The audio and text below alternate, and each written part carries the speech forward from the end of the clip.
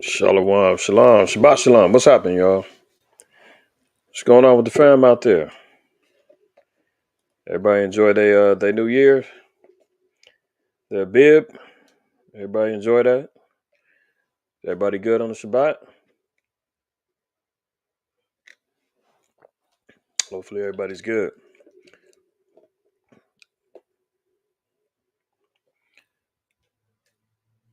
Hey, shalom, Jawan. What's going on, Ike? Shabbat shalom to you. Uziel, shalom. Shaq Namo on the fam, shalom. House of Elkanah, shalom. Out of dive, what's good, my brother? Shalom. Who else we got in the house? Did y'all wipe your feet? Yeah, y'all know the rules. Y'all know what time it is. I know y'all good. Should be the other ones that be trying to creep up in here, man, and don't want to, you know, show love and act like they got some manners. I know they out there. All praise, honor, and glory to the Most High, man. Hopefully everybody's good. Hopefully everybody's good. Give me 1 minute. We're gonna get to the business at hand.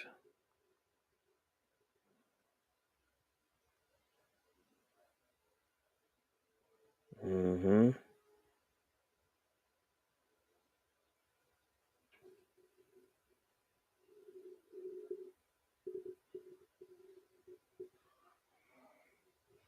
Khan Elkanah, I know you good, my brother. You was raised right. You was raised right. I know a lot of my brothers and sisters, man. Y'all was raised right. Y'all help your brother out. It's all good.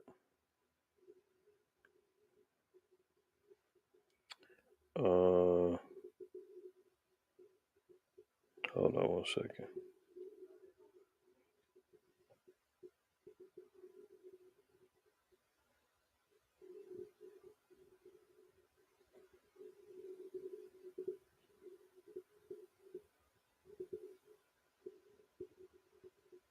Hmm.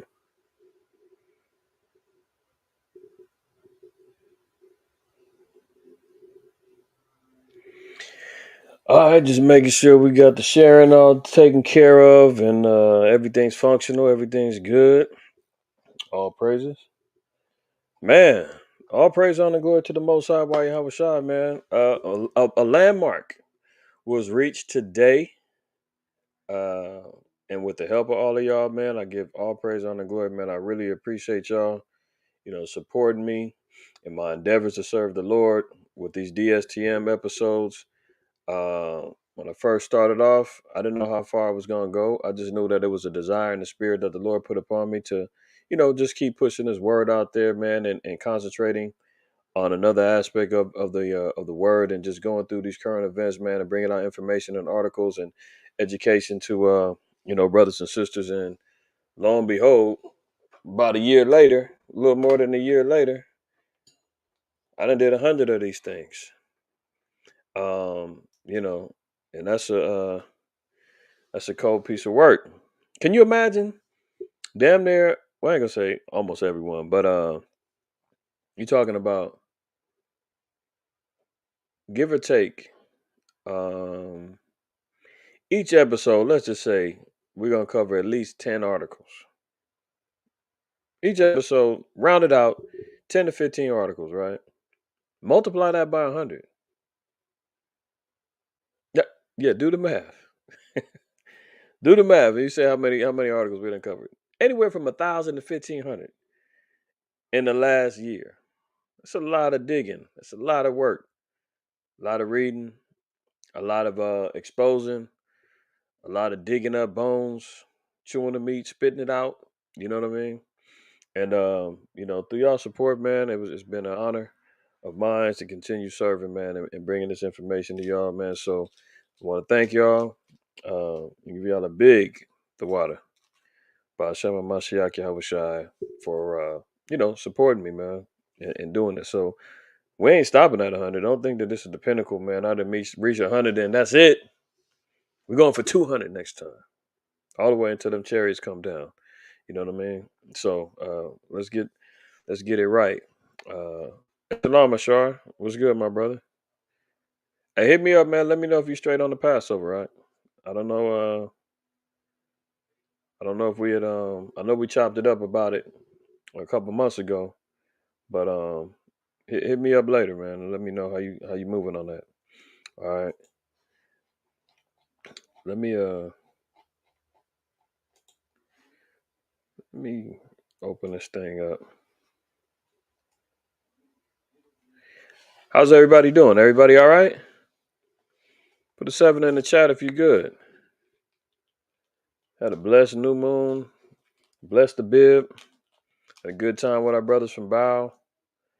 We had a good time that night. If y'all good, put a 7 in the chat. If I don't see no 7s, man, I'm gonna start worrying. I might have to send up some prayers for y'all. All right, all right. All praises.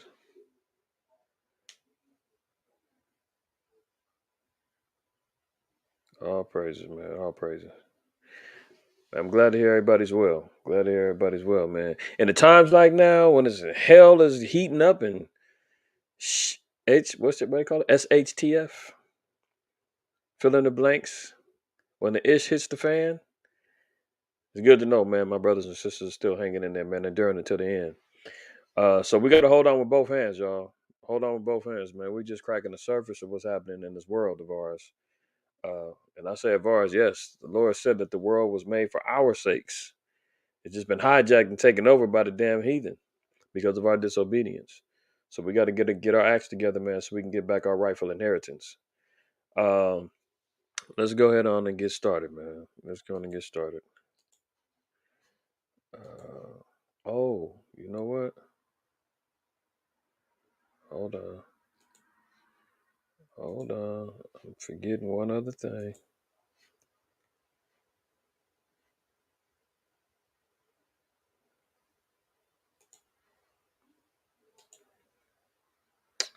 One more.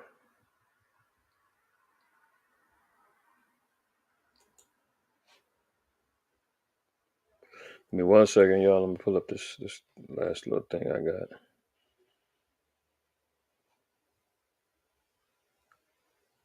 Gotta find it though. Hold on.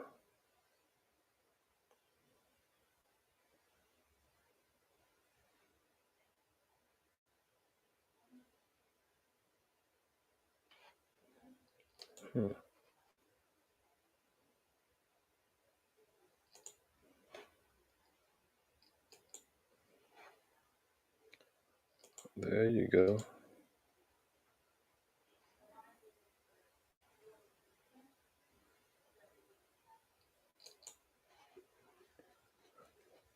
All right. Look like we good. All right. It's looking like my connection's tripping a little bit. If I'm coming in clear, everything's good. Put one more 7 in the chat for me. If I'm coming in clear, everything's good. I just seen a little notification on my internet that it could have been dragging. But if everything's solid, man, somebody throw a 7 up in there for me, so I can know all engines is revving and we ready to go. All right. All praises. Good deal. All right, let's get to it. let's get to it. Let me share my screen. We're gonna get right to it.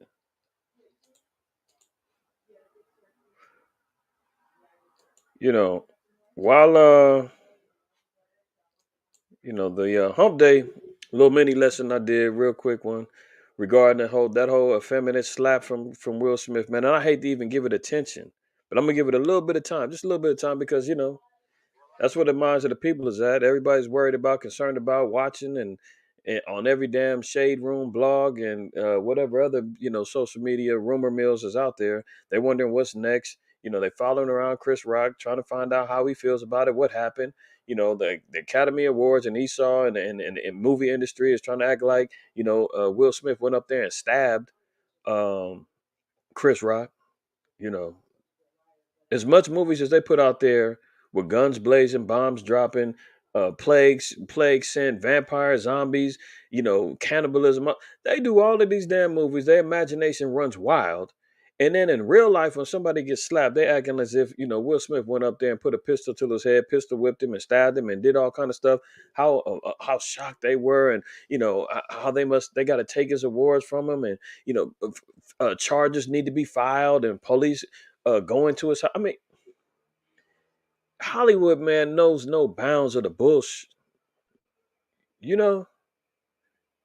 So while that was going on, and people are getting, crossed up in the crosshairs of folly, look what they've imagined to, creep out again. I've already said it. Y'all know it. Lockdowns is coming back. The new variants is here. So they've managed to, drum up the new name now. Here's a new one. That's the one that's coming. WHO vid warning: new mutant XE okra variant could be the most transmissible yet. I thought it was the Delta. I thought it was the okra. They just get worse and worse, don't they? So the XE is coming and it's more transmissible than even the okra. That got everybody. Remember that? So now we're understanding and knowing where this whole thing is going, where it's going to play out, where the future holds, in the midst of famine, in the midst of gas shortages, diesel shortages, in the midst of war, in the midst of all of the other madness that's going on around the world. This is going to also compile into more hell as we continue on. Doesn't matter what they're talking about. Oh, we just gonna have to learn to live with it. Blah blah blah. No, didn't I just show y'all the article last hump day where Fauci already said that new lockdowns is already on the table? Y'all seen that one? If you didn't, go back and watch it. So here it is. This new variant is a recombinant strain, meaning it's a mutant hybrid of the two previous versions of the okra, BA.1 and BA.2, which spread across the world when it first became a variant of concern. According to reports, the new variant is 10% more transmissible than the BA.2 variant, which is already the most contagious. So, because of the danger, because of how transmissible it is, they're not going to want to take any chances. So, don't be surprised when they start reenacting. I know. We told you guys that it's gonna get back to normal. We told you guys that things was back on the upswing. We told you to take off your mask, but we can't risk it. We can't risk another pandemic. We gotta lock you down, and we got a new various ways of how to combat it. We'll see. Hold on, we're gonna get there. According to the WHO, BA.2, which is a subvariant of the okra strain, is the most dominant strain of the world. So the worst is yet to come. Every time they keep thinking, oh, the regular one, third letter -19. That's it. Oh no, here comes the Delta. The Delta's the worst. No, that's not the worst. The Okra's the worst. Now we got another. Oh, this was the worst. See how it just gets worse and worse? See that? So the most dominant is yet to hear is on the way. Being 86% of all sequence cases attributed to it, while XE accounts for a small fraction of the cases, its extremely high transmissibility could mean that it becomes the most dominant strain in the near future. So again, we already know China, Shanghai, they're locked down. It's already spreading over there in Europe. They're already taking measures. We just I showed y'all the article. Chicago is telling various schools to throw the mask back on the kids. Is this a slow process? America's just not going to completely flip until the primaries is over. As the theme of kind of what we're going to see today is how The politics is playing out, and how they're going to make sure that through these my bad, Joe. How they're going to make sure that through these policies and making sure that this whole little Republican and Democratic primary vote gets done in November. Once the smoke clears, then everything is going back down. Okay, so you already know what time it is. You know what time it is. They're going back to business, man. They can't have you out here living too free, living too good. Because clearly that ain't even happening because you can't even drive as far as you want to or where you want to because you can't afford the damn gas. Oh, and them feasts and them yeah, that's gonna cost you too because of the food prices. So everything is becoming worse and worse. But here we go. So the FDA jab chief says all Americans. Did they say some? Am I reading that right? Do y'all see it too? All Americans will need a fourth third letter -19 jab shot in the fall as agency approves jab for residents 50 and over. So the 50 and over, they're already approving them to get their second boost in less than a year. So in other words, the first one didn't get you? Oh, give them a second one, man. Maybe the second one to get them. You follow? But they're acknowledging and saying all 350 million plus Americans will need a fourth. Didn't we talk about that last year? That 4 was going to be the standard because they looking at the Revelation 2 and 9, 3 and 9 cats. They was giving fourth shots last August in 2021. So now they're saying, well, give us a year. We'll ease everybody in. We'll make sure that it's a slow, soft process. We'll make everybody believe. Drop your guards down. Stop this wokeness. Stop running around here with the hashtags and the memes, and stop running around here making all these videos and all that. Fine, we surrender. Take the mask off. Okay, we've got it under control. We're just gonna have to live with it. Oh, and now as soon as you drop your guards down, you done got lullabied back to sleep. Here they come back again. Oh, the most transmissible, the most deadly, the most harshest of the strains is yet to come. It's on its way. And we're going to need everybody to get 4 jabs. And if you're 50 or older, you already qualified for your second boost. Line up. U.S. VID cases stay flat and deaths dropped 22% over the past week. So regardless of the fact that they're saying there is no uptick, there's no escalation, they're still saying poke anyway. Cases are flat, not rising, not dipping. It's normal. And deaths are dropping. And what's their answer? More pokes. Oh, it's flat. Deaths are dropping. Guess what? Unleash the new strand. We need to get this thing ramped back up again.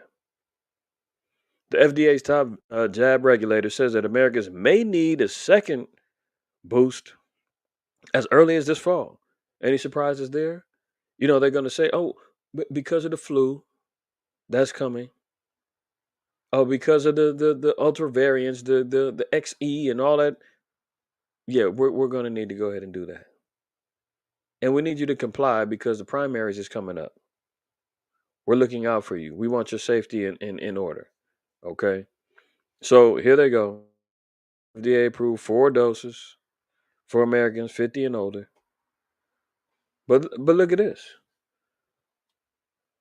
If a Negro would turn off the blog sites and the memes and the gifs and everything else that's going on, you may have noticed that there was a lot of different little confessions that then came out, proofs that my channel or other people's channel was getting suspended and shut down for, saying it was misinformation. You were lying. Well, hold on. What's it say? How Fauci and the NIH gave millions to fund Peter Daszak's crazy, quote unquote, crazy gain of function research at Wuhan lab. Didn't Rand Paul, didn't they have a whole congressional hearing about that? Didn't he go hard at Fauci, and Fauci said, "You're lying. You don't know what you're talking about. That's BS." All this other stuff, right? Remember that? I played some of it on the past DSTMs. We talked about it. Did Fauci and NIH fund this research that actually could have created this thing? I'm trying to be careful because the watchdogs and everybody else that doesn't want to hear no truth are listening and waiting with bated breath and bated ears to try to shut this thing down. But just read it. How Fauci and the NIH gave millions to fund Peter Daszak's crazy gain of function research at the Wuhan lab. Proposal to help prevent the next pandemic instead may have created a quote roadmap for the vid. Notice how that starts coming out. Oh, but everybody's too busy worrying about Will Smith and Jada. And is Chris Rock okay? So now while everybody's distracted about that madness, all of a sudden now they can come out and admit to some of their folly, some of their lies, and then hopefully, throw a little dirt over it and say, "Oh, you missed it. Oh, too bad." Further details of British researchers Peter Daszak's role in facilitating risky coronavirus. Oh shoot, done said it. let me rewind that. Further details of British researchers Peter Daszak's role in facilitating risky vid research in China have been revealed, outlining how his EcoHealth Alliance raked in millions in grants. Uh, can we put that to rest now? As they say that this whole proposal that they were saying was in order to prevent the next pandemic actually created a quote unquote roadmap. But what does that mean? If you're looking on a map, that means it's giving you directions or something to get to a destination, right? So in other words, they then created the directions and how to get to creating a pandemic. Case closed. Let's move on. Fauci and his organization gave millions to fund quote unquote crazy research, funding insanity, funding something that had no business being done, and he funded it. Oh, and we know about his fundings and his research into giving so-called Negroes AIDS. Remember that? I covered that before. Oh, and his experimentation on dogs, where he was killing dogs and all of that. Peter ain't rise up and said nothing about that, have they? Do y'all remember that?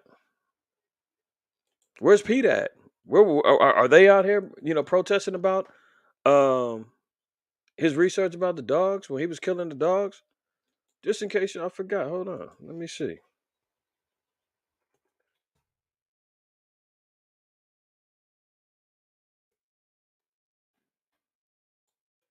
Just in case we forgot.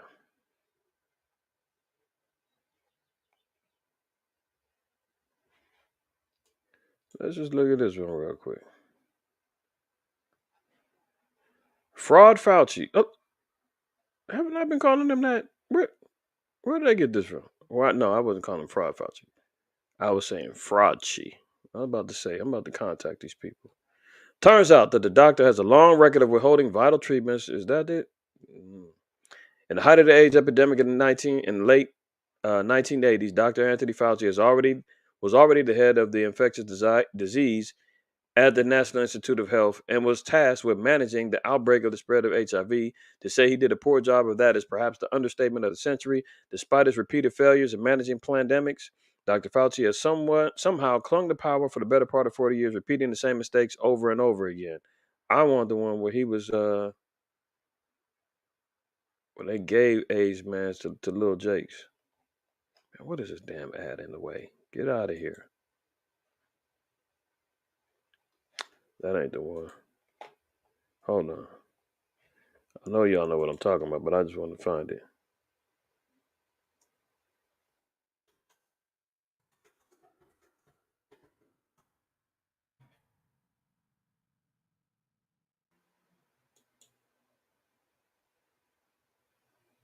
Yeah, this is it right here.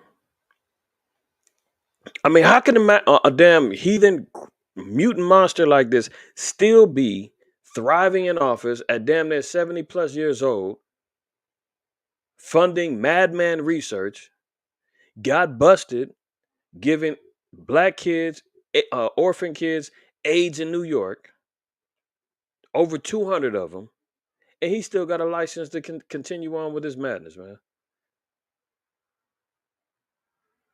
Dr. Anthony Fauci's National Institute of Health approved drug trial experiments on hundreds of orphans in New York City. Over 200 died during or after the experiments, according to Liam Sheff, the investigative reporter who broke the story. And you see who they was?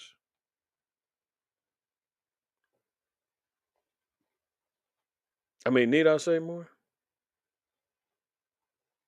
As we see and know. As we see and know how Esau feels about us, right?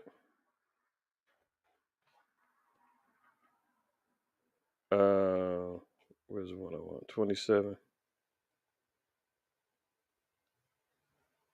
And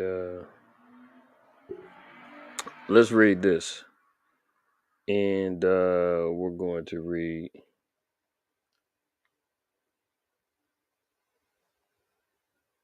27 and we're going to read 40. This is Genesis 27. We're just going to read a couple of these classic scriptures, man. 27 and 40 of Genesis. And by the sword shalt thou live and shalt serve thy brother, and it shall come to pass when thou shalt have dominion that thou shalt break his yoke from off thy neck.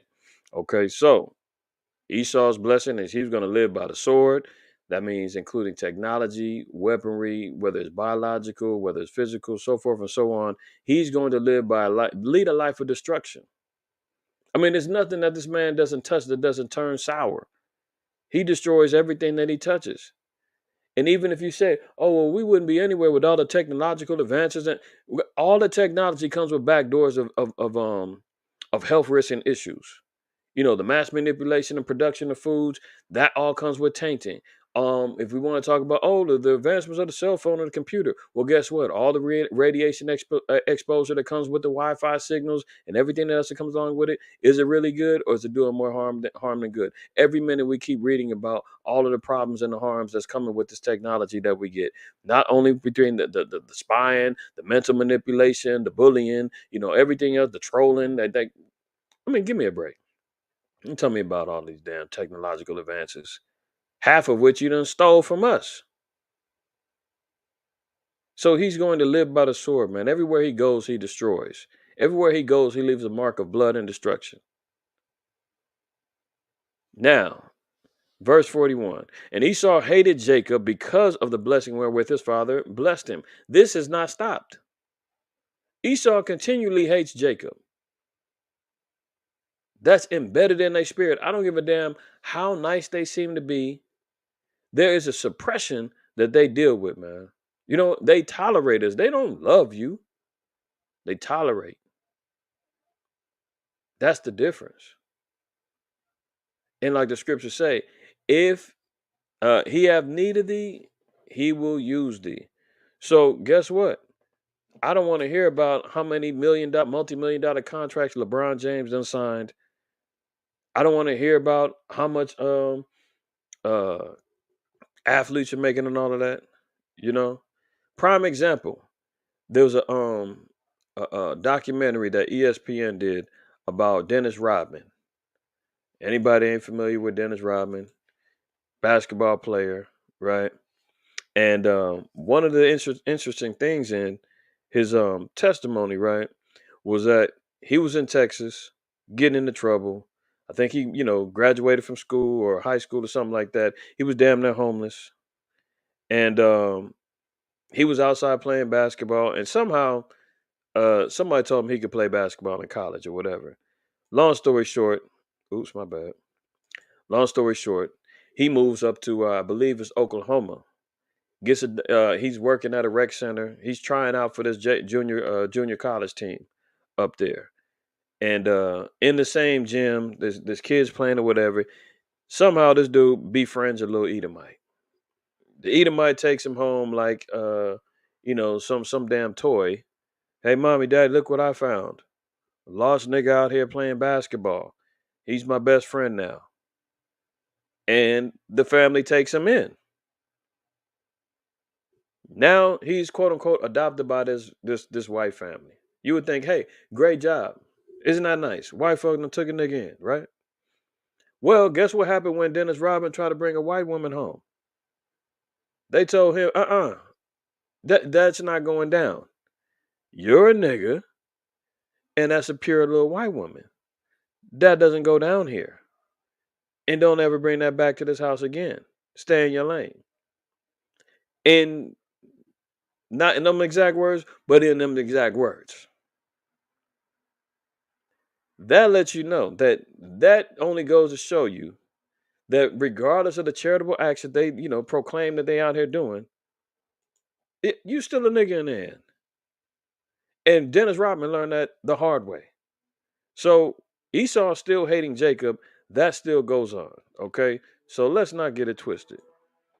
I don't know if anybody's seen that. I think it was ESPN 3030 about Dennis Rodman. If y'all ain't seen that, check that out. You're going to see that. That was not necessarily mind blowing to me, but it was interesting to me. And that didn't have no effect on Dennis Rodman, man. He still went out there rubber dubbing and loving them damn white women all day. Still running around here living like racism doesn't exist. He's thinking, oh, that was just that one instance. But give me a break, man. He came from Texas where it was problems. Then he goes to Oklahoma where it was problems, especially in the place where he lived, up there in Oklahoma. He said it was racism going on over there. He thought that going back to his home with these little nice white folks brought him in. That was his safe haven. No. They told him, hey, man, we live by the rules of the land too. And in their mind, they start hearing about the potential that he can go to the NBA. Oh yeah, they're gonna definitely feed you, give you a place to stay and all that. Because guess what, you're gonna owe when it's all said and done. And he had to pay that back. So reading this again, and Esau hated Jacob because of the blessing wherewith his father blessed him. And Esau said in his heart, the days of mourning for my father at hand, and now I will slay my brother Jacob. And then here you see him, even during the times when he's got control of the medical manipulation and saying that you've got the authority to do drug trial experiments. You've got the authority to control and stop pandemics. It's your job to do that and figure out how diseases infect each other or infect people. And here he is saying, well, guess what? There's no better test tube experiment to deal with than the Negro. I mean, ask the brothers in Tuskegee. Me talking about 40 years that they experimented on us. Man, ask the brothers and sisters in Guatemala that they were doing STD experiments on. I mean, ask the Native Americans. Everything from female sterilization all the way to the smallpox and everything else. They love to destroy our people, man. And just so that we can see how they operate, why is this dude not under investigation for murder? You got 200 orphans died under his care, and you sit back and saying, "Oh, that was part of experimentation. That's science." I mean, they treat rats the same way. You understand that? You got rats, you got guinea pigs, and all the other madness, man. They're just cannon fodder for the damn experiment. They die during the testing. Oops, mark it down, write down your research, and start all over again. That's how they was doing these black babies, man. And this damn mutant ass creature, man, he's still running around here calling the shots. And you got these damn bootleg damn Christians and everybody else running around talking about love everybody. Forget about that. That was the past. That ain't the damn past, man. We talking about in the 80s. This was going down. Actually, all the way up into the 90s. That's still recognizable history for most of us. Most of us lived through them times, man. And you talking about forget about it? Man, if you don't see, let me read. Let me continue reading. Okay. So let's read it again. Dr. Anthony Fauci's National Institutes of Health approved drug trial experiments on hundreds of AIDS orphans in New York City. Over 200 of the orphans died during or after the experiments, according to Liam Sheff, the investigative reporter who broke the story. The Incarnation Children's Center began testing drugs on its orphan population in 1992. Why they give the orphan population? They say, man, don't nobody care about these kids. Don't nobody care.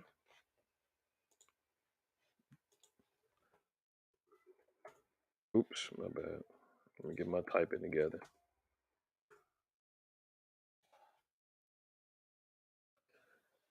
They don't care.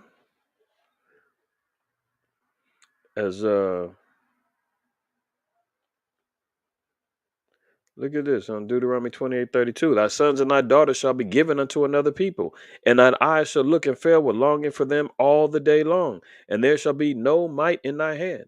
You know, when you're dealing with the orphan population, who's got the biggest population of dealing with orphans, foster homes, and so forth and so on? It's the Israelite children getting left for dead, crack babies, and everything else. And guess who takes them in? Oh, the white man goes and takes them in. And next thing you know, they're being put up for experimentation, getting treated like less than damn rats and mice. See that? So Esau goes and takes advantage of that. Began testing drugs on his orphan population in 1992. That was what, 29 years ago? That's not ancient history. Not at all. Then you can talk about forget about it. I mean, where's the reparations for if you can't find the parents? How come that hasn't been resolved yet? With some sort of compensation? Why isn't this foundation shut down? I mean, we know why. Okay. The Incarnation Children's Center began testing drugs on its orphan population in 1992, the same year they began a subsidiary of Columbia University's Pediatric AIDS Clinic Trial Unit under Dr. Ann Gershon. Gershon, you know, that's a damn fake Jew name. Because you know that was one of the sons of Levi, Gershon, right? But the Revelation 2 and 9, 3 and 9 cast, man, they take the name and act as if she's from the lineage of Gershon, one of the sons of Aaron. I mean, look at this. Dr. Ann Gershon. Get the hell out of here. Chef noted. So we know who was involved as well. Then we wonder why Mosai said he's got beef with Amalek forever. In 2003, I went undercover inside the facility and saw the effects of the drugs on the children myself. Chef broke the story in an article entitled "The House That AIDS Built" that first ran in indiemedia.org. Chef said his investigation found that the NIH and Columbia Presbyterian Hospital acted unethically. Really? What they do about it?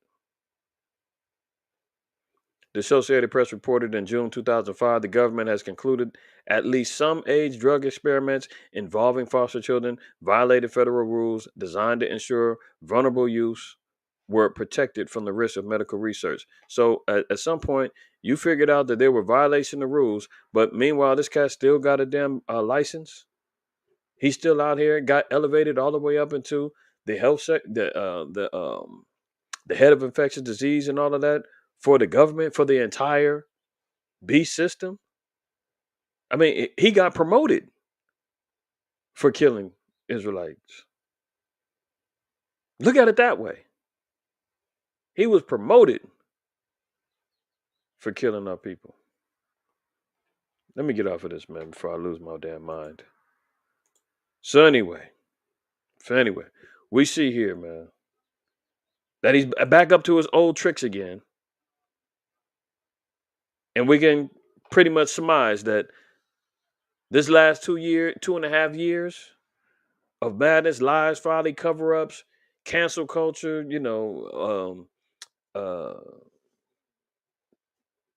shutting down free speech, redefining what's true, what isn't true. Thank him and the rest of his little Edomite cronies. Peter Daszak next to him. I mean, these dudes are straight monsters, man. You talk about Esau as the devil. I mean, that's light work when you look at his history and what he's up to, man. Let's move on. First of its kind nasal spray that prevents the vid could be available this year. So guess what? Oh, you don't want the jab? Well, you can take the pills. You don't like the pills? Let us spray something up your nostril so that it gets to your brain.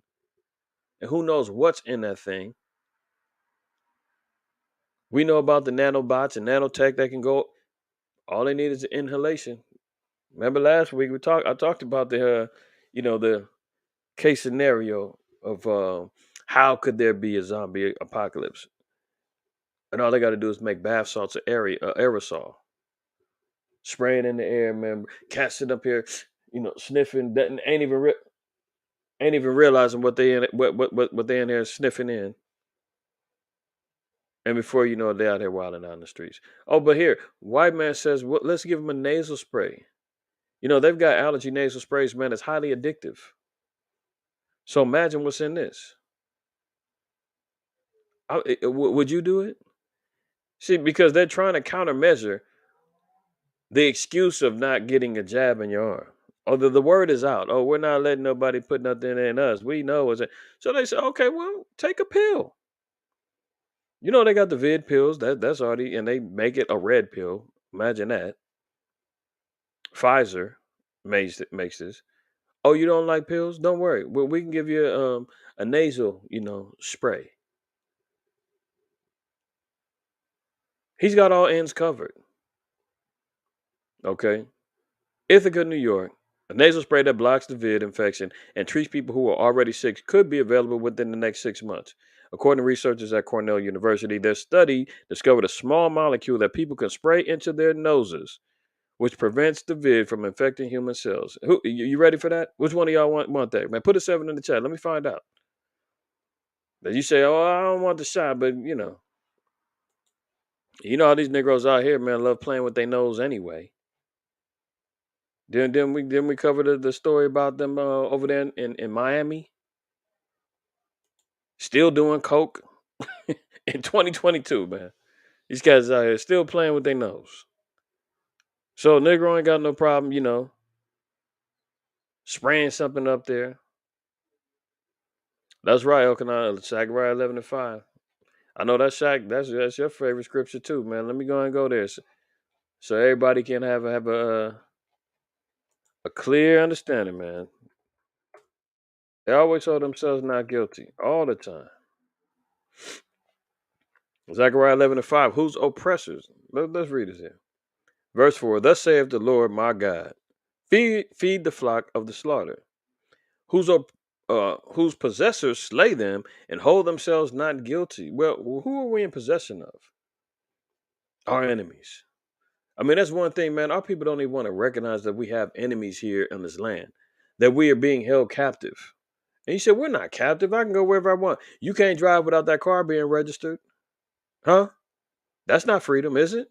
You can't leave the country without a passport. That's not freedom, is it? In many states, you can't cross. You can't get on the freeway. You can't leave without paying tolls. New York, Texas, you got to pay tolls to drive. So you can have your license, you can have your registration, all that, but you can't cross over into a certain domain unless you pay a toll first. That's not freedom.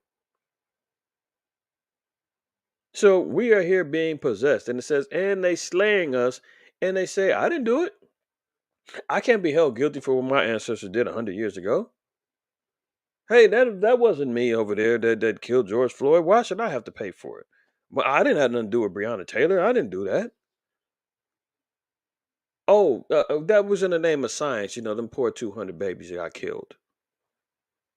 But that's science. That comes with the territory. Hey, they were orphans anyway. Nobody cared about them little nigga babies. That's how they think, and that's how they saying it, man. You got to take it that way. Holding themselves not guilty. That is the nature of the so-called white man. They constantly saying that all day long. Why should I be held responsible for what happened? Yes, it was terrible, but why should I have to pay for it? Because you benefiting off of it. They say to this day, man, I think they said over 45 million white people still are thriving and living off of the Homestead Act of 1862. Well, basically, man, it was stolen land given to the so-called white man. It was supposed to be land that could have went to Jake's, man, to reestablish and build up life and build up a homestead and build up generational wealth and pass down property and so forth and so on. They stripped it, took it, sold it for dirt cheap to Edomites, man, as they made their migrations west. And that land and them areas is still being profited on by over 45 million white people. While Jake's is still, scraping the bottom of the barrel, man, waiting for Section 8 approval. And they say, I didn't do it. But you aided and abetted in the crime. You benefited off of the crime, and you're not doing nothing about it. And you could care less about what happens to our people. So they hold themselves not guilty. And they that sell them say, blessed be the Lord, for I am rich, and their own shepherds pity them not. See? They made it come up off of the death, murder, rape, robbing, stealing, false peace treaties, and broken covenants of our people. They've gotten rich off of it. Slave labor and the whole nine. And they said their own shepherds pity them not. No, because the shepherds now are sitting back taking backhand deals in politics and in religion and everything else to keep our people downtrodden and forgotten. Compromised blood money. And they don't care because they line in their pockets. Sellouts, coons, Uncle Toms, call them what you want. They all exist, man. There's plenty of Jasons. There's plenty of Judases. There's plenty of Menelauses. There's plenty of Alcimuses out there. The proverbial coons and toms, man, that sold our people out. They still here right now. Y'all know the names. Some of y'all don't even know the names. I mean, they just trying to swear in this sister. I'm gonna be nice. Who won't even define what a woman is.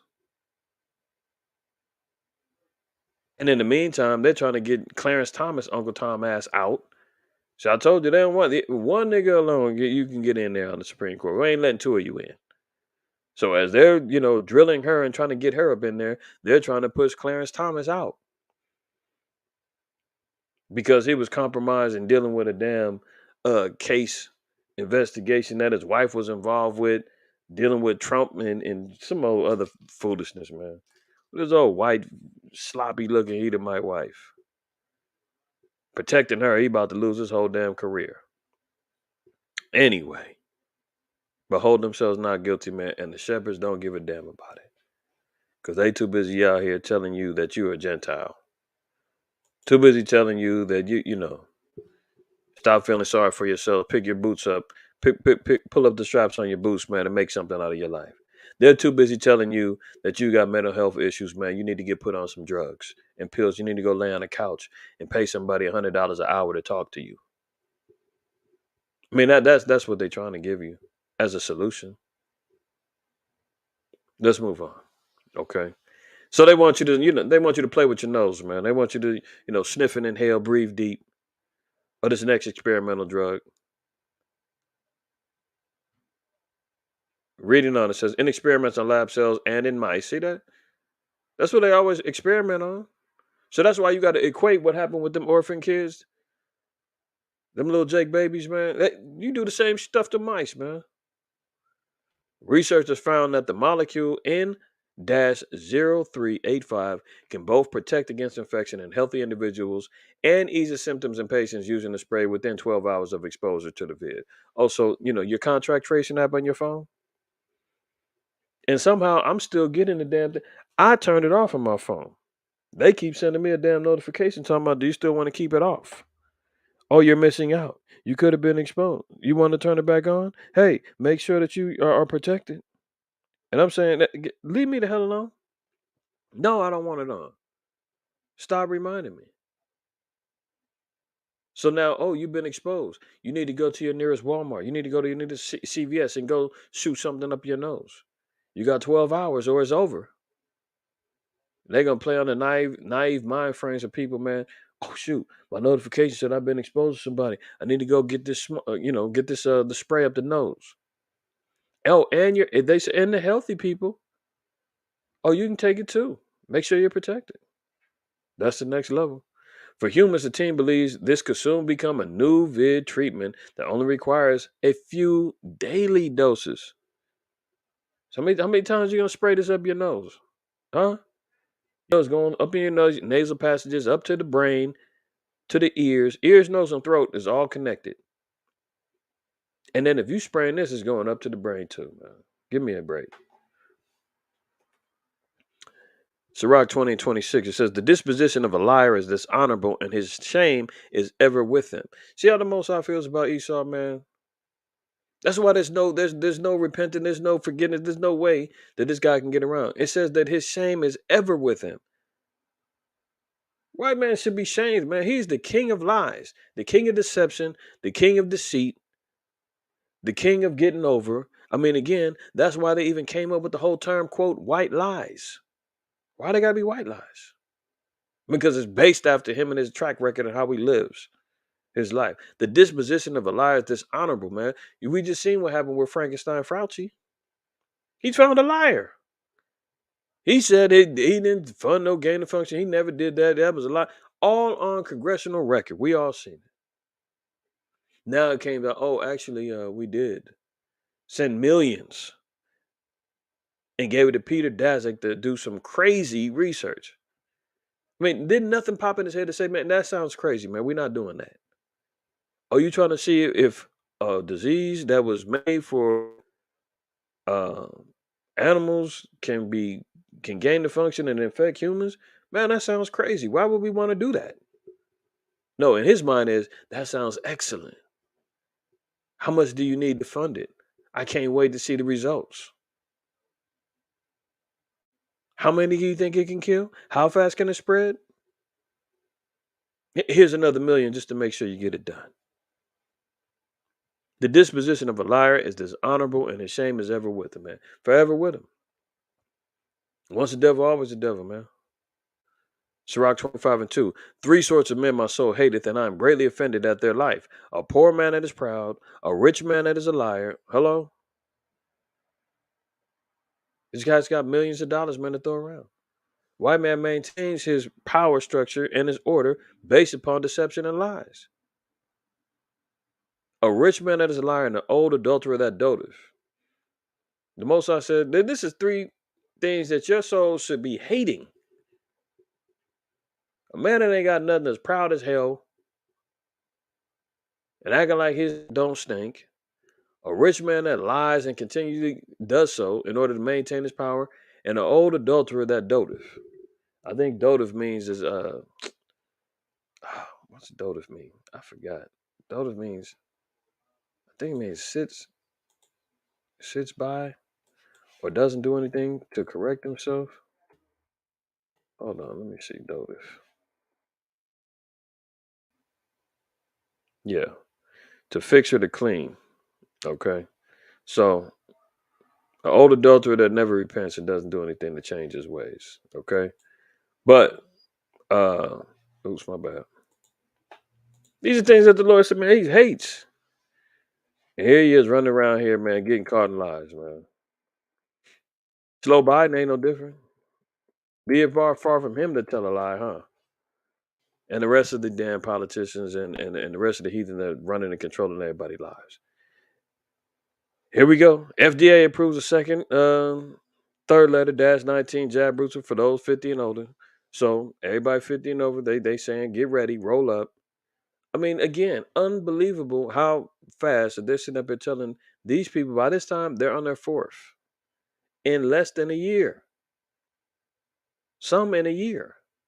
What other damn drug, what other damn experimental immune therapy are they saying you need 4? And best believe it's going to 5 sooner or later.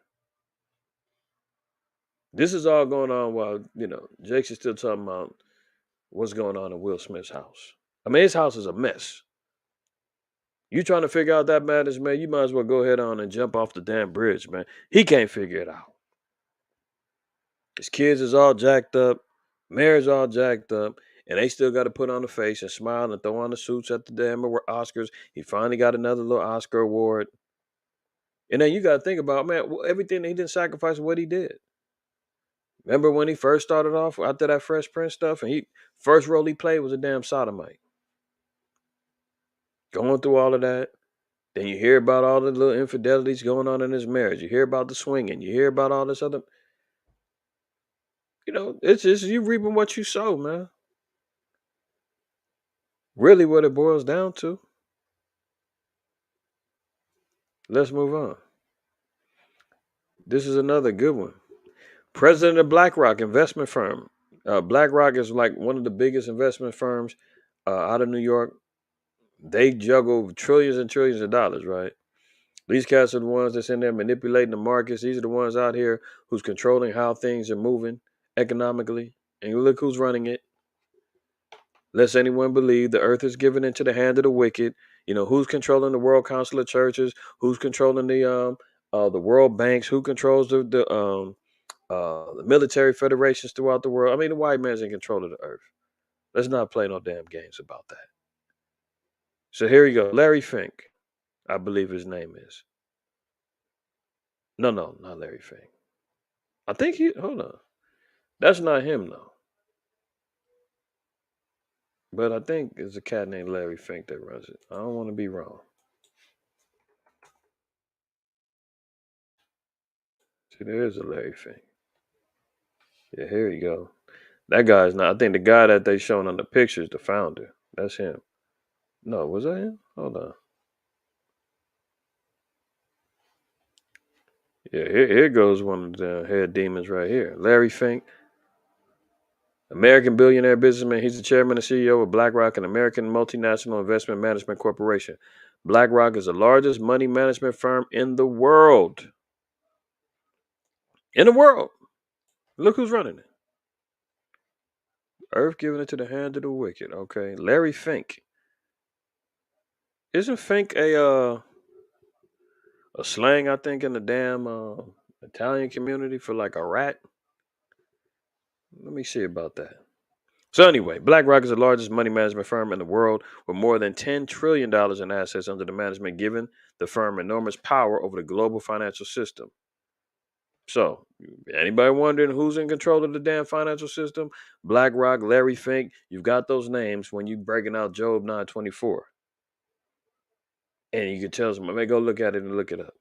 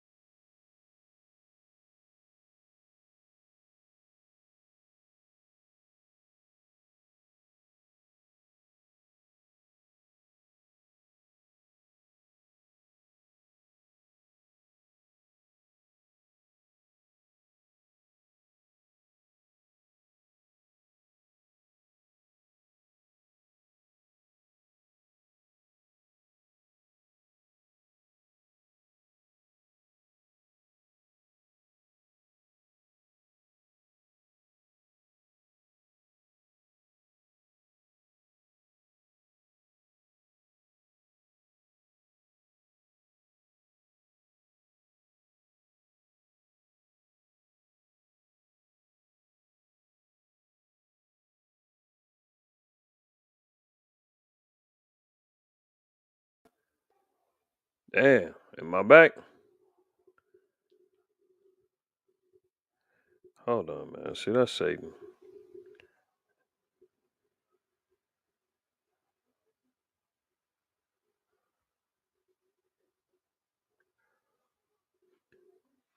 One, two, one, two, one, two. Shalom, shalom. My back? Y'all let me know. Throw 7 in the chat, man. Throw 7 in the chat if I'm back. Am I coming in clear? See, that's a damn spirit of Satan, man. Unbelievable.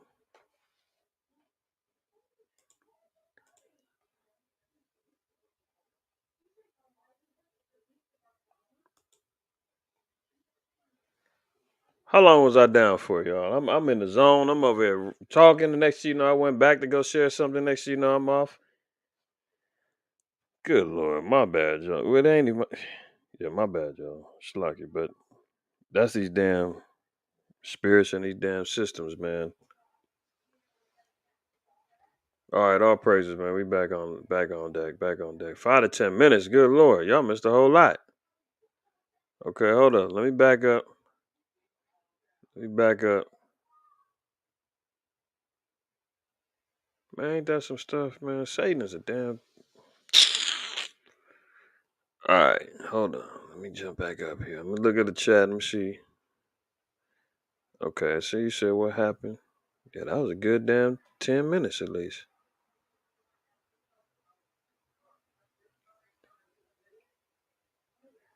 Okay, so Elkanah said I froze after the Larry Fink.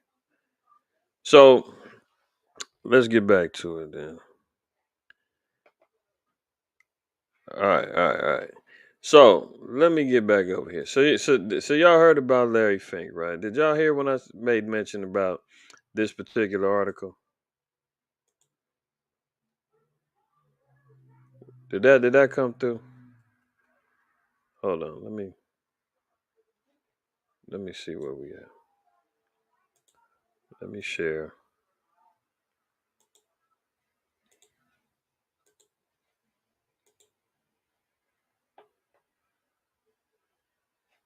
See, as soon as I start talking about these damn rich Edomite heathens, man, all of a sudden the damn internet starts tripping. Satan move in and shut it down.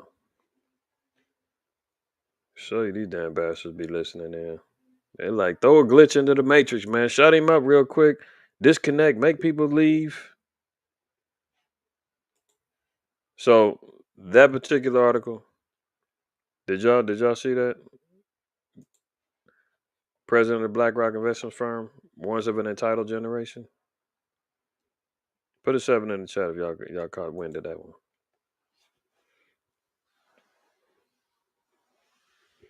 Put a 7 in that chat for me if y'all seen that.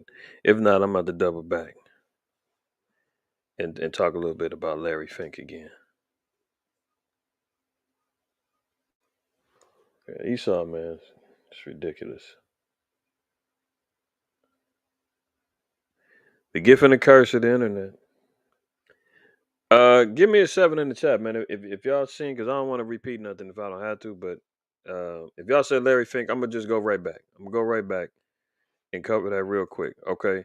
So we see here, man, Larry Fink, um, head of the biggest or founder of the biggest investment firm in the world. Okay, in the world. Here he goes. So again, when you're talking about Esau, you're talking about Job 9:24. Put some names to the faces. I mean, put some names to this. We can't just be talking about white man runs everything. Give me an example. Okay, well, here's an example. BlackRock. We talking about who runs the biggest investment firms, the largest money management firms in the world, founded by a white man, Larry Fink, and this is like since 1988. So this is still like new money. But he's a billionaire businessman, right? $10 trillion under assets and under management, giving the firm enormous power over the global financial system. So BlackRock, they are acknowledging, has enormous power over the global financial system. So who runs the finances of the world? The so-called white man, Larry Fink. So Brothers, when y'all teaching that, use some names, do some research. Don't let them just skate off and be ambiguous. White man runs all the money. How? Who? Now we can put some names on it, some dates on it. See, he and 7 partners founded Blackrock in 1988. Some names and dates on it. Then it becomes more real.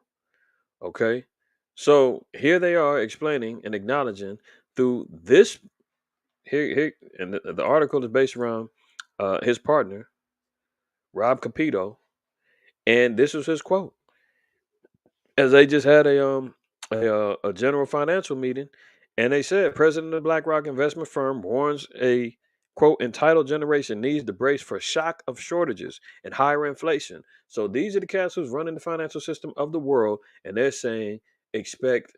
And we've been talking about it, but now it's coming from their mouths. They're saying don't expect no let up. Expect it to get worse, and they're saying we're all going to pay an extra $433 a month just for basic goods. And the question is, who's got that? Who's pulling out $433 a month out of thin air? They're gonna want people to go slave some more with another part-time job just to survive. If we're not killing ourselves just to live as it is, I mean that's more overtime, that's more everything that you got to do. The kids, you get up off your ass and put down the PS5 controller, go find a job. That furtherly, puts them in a situation. And some of what he's saying is true. Generation Z, X, and all of that, they are entitled. But see, from a scriptural standpoint, there is some exceptions. We understand if a father has a daughter, she's going to stay at home until he marries her off and approves of marriage. So if that ain't until she's 25, 26, 27, whatever, it is what it is. For the young man that's building themselves up, they're going to be watched over and made sure that they're prepared to go into the world as the Lord sees fit, and as his Father sees fit to build him up and say, okay, you ready to get out there and tackle this world now. So there is going to be some times where scripturally you do hold you keep an eye on your kids and make sure that they're prepared for what's coming forward and following the law principles of civil and moral. But for the kids in the world and the generations that move on past that, they out there, man, worrying about how they gonna get their next eighth of weed. They're burning their money up on lean pills. They're burning their monies up on OnlyFans and everything else. They ain't thinking about the future. They ain't thinking about what's coming down the pipeline next, because this generation and generations prior to us is all sitting back waiting for the white man to bail us out. He's gonna do something. It's not gonna be like that forever. We just gotta see it through. Things happen all the time. Eventually, there's nothing you can do about it. You just gotta go along with the situation. Well, guess what? That situation is here. We're talking about within the next, few years, not even few years. We're talking about this year, how and where this place is going. And clearly we're seeing that they're talking about what? Be prepared to spend an extra $433 a month. Can you get that out your pension? No, you ain't worked long enough yet? Can't touch it yet, huh? Are your 401ks waiting for you? That's supposed to be your retirement. There is no retirement. Because that's dwindling away in the stock market. So that's losing money. And now you're sitting back saying, well, shoot, I need my money now. It's your money, isn't it?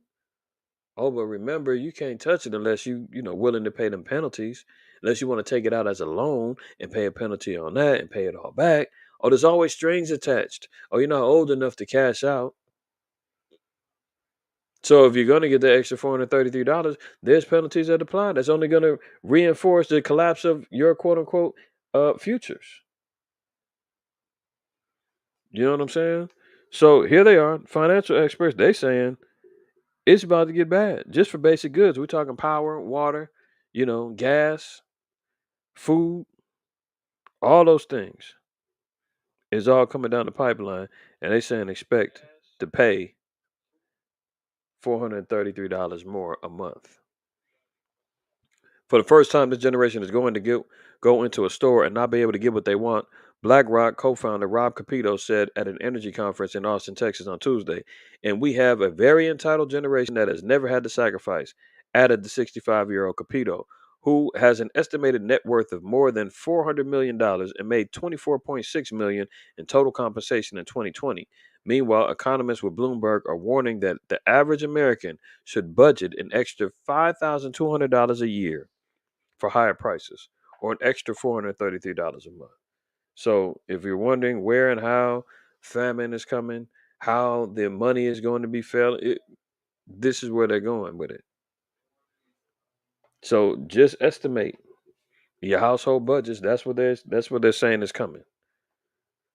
Look, meat and poultry is up 13%, cereal 7.5%, gas is up 38%, airfares 13%, used cars is up 41%, fruit and vegetables 7.6%. Everything is up. Everything is up. Nehemiah chapter 5. We're gonna read Nehemiah chapter 5. We're gonna read one. This is the best example that I could find off the top. In regards to a situation where there was a famine going on, and the nobles and the leaders were charging usury. We're making it harder for the people to survive in a time of a famine. Okay, let's look at this. Nehemiah 5:1. It says, and there was a great cry of the people and of their wives against their brethren the Jews. So there was infighting, there was problems going along among. Hold on, my bad. Nehemiah 5:1. So there was problems amongst the structures that was happening within our community, right? It says, for there were that said, we, our sons and our daughters are many, therefore we take up corn for them that we may eat and live. Verse 3. Some also there were that said, we have mortgaged our lands, vineyards, and houses that we might buy corn because of the dearth. So you had some who was prospering, that was doing okay. Then you had some who ended up having to mortgage their lands, had to sell off some of their foods and their homes and everything else just to buy corn because of the dearth. The dearth was a famine. Sound familiar? With people having to sacrifice, buy and sell, and cash in and max out credit cards and everything else just to survive. And we're in such a generation now that everything is fake it till you make it. Everybody's living in the Instagram world. I showed y'all where you can go on Amazon and buy fake money. You got cats posing in front of cars that's not theirs. Nobody want to act like they struggling. Everybody want to act like they balling. I mean, the women is out here, acting like they in every picture's at some beach in paradise. It's filtered. Everybody got filters on they faces, they bodies. Everything is fake out there.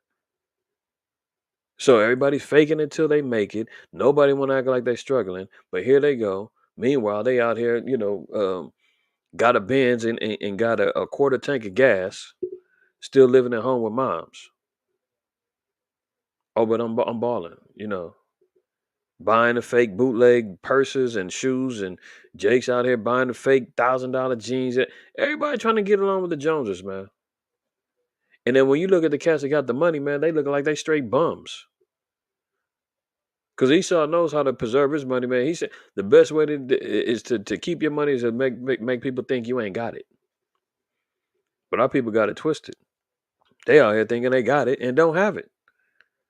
But here they go. They said that there were people out there that sold their land, very similar to what was going on in Egypt.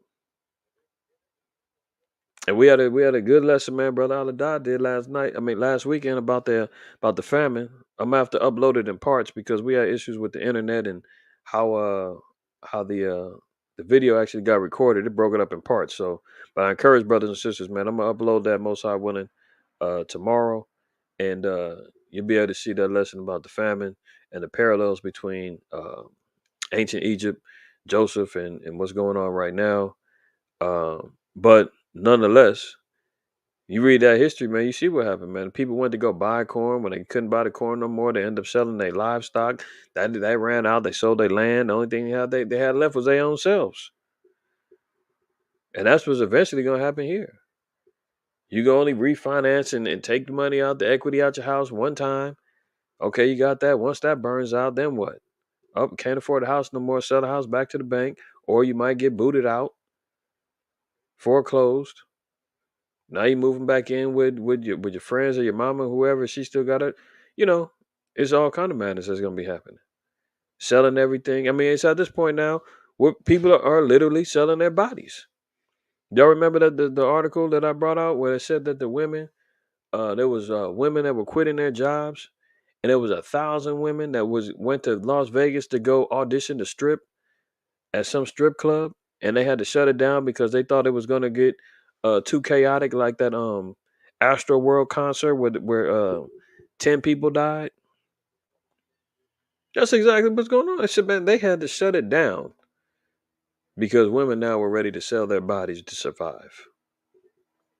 That's how bad it is right now. So you see here it says, we've mortgaged our lands, vineyards, and houses that we might buy corn because of the dirt. Verse 4. There were also that said, we have borrowed money for the king's tribute, and that upon our lands and vineyards. So people are taking out loans. Sound familiar? Like I said, the payday loans, the mortgage loans. Oh, we're taking out loans from the credit cards. We're taking out loans, financing them from the banks, all just to survive, to pay the king's tribute. That's what they were doing, right? And that's what's happening right now. People's out here buying up and borrowing just to survive. Reading verse 5, it says, yet now our flesh is as the flesh of our brethren, our children as their children, and lo, we bring into bondage our sons and our daughters to be servants. Working damn near for free. And some of our daughters are brought unto bondage already. So the women have already sold themselves into servitude and captivity. They've already submitted themselves to the ways of the beast, the great whore, turning themselves into whores. Oh, they rather sell and prostitute their bodies on OnlyFans. They rather prostitute and sell their bodies, in the strip clubs and everything else. They've already bought into it. They're doing escorting and everything else. They're saying, well, forget about it. Somebody sent me a video, man. It was a sister. She was talking about, uh, what did she say? She was trying to justify being an escort or something. She was like, she could make $500 for 5 minutes of work, and that was more than she was making basically whatever job she was doing before, working for 3 days or something, like 5 days or something. She's like, I wasn't making that in 5 days. I'm making, listen, $500 in 5 minutes, please. And that's what they're doing, justifying being a harlot, man. It's unbelievable what's going on right now. But desperate times call for desperate measures, right? So it says, their daughters are brought into bondage already. Neither is it in our power to redeem them, for other men have our lands and vineyards. So that's part of Agenda 2030. You know, when property rights and lands and all of that, if you don't know about that, look up Agenda 2030.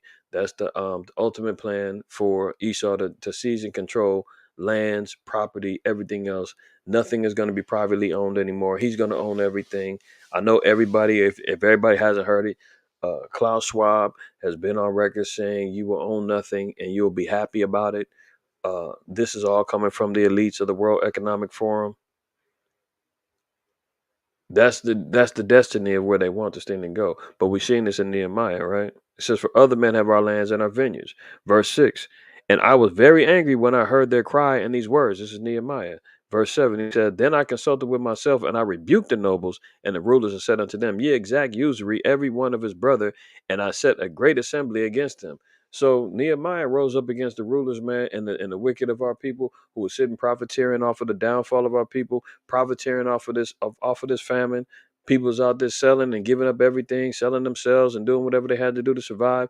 And Nehemiah had to rebuke him and said, man, you out here charging usury. So look at it this way. You got inflation, you got the gas price, everything else, and they're not trying to do anything about it.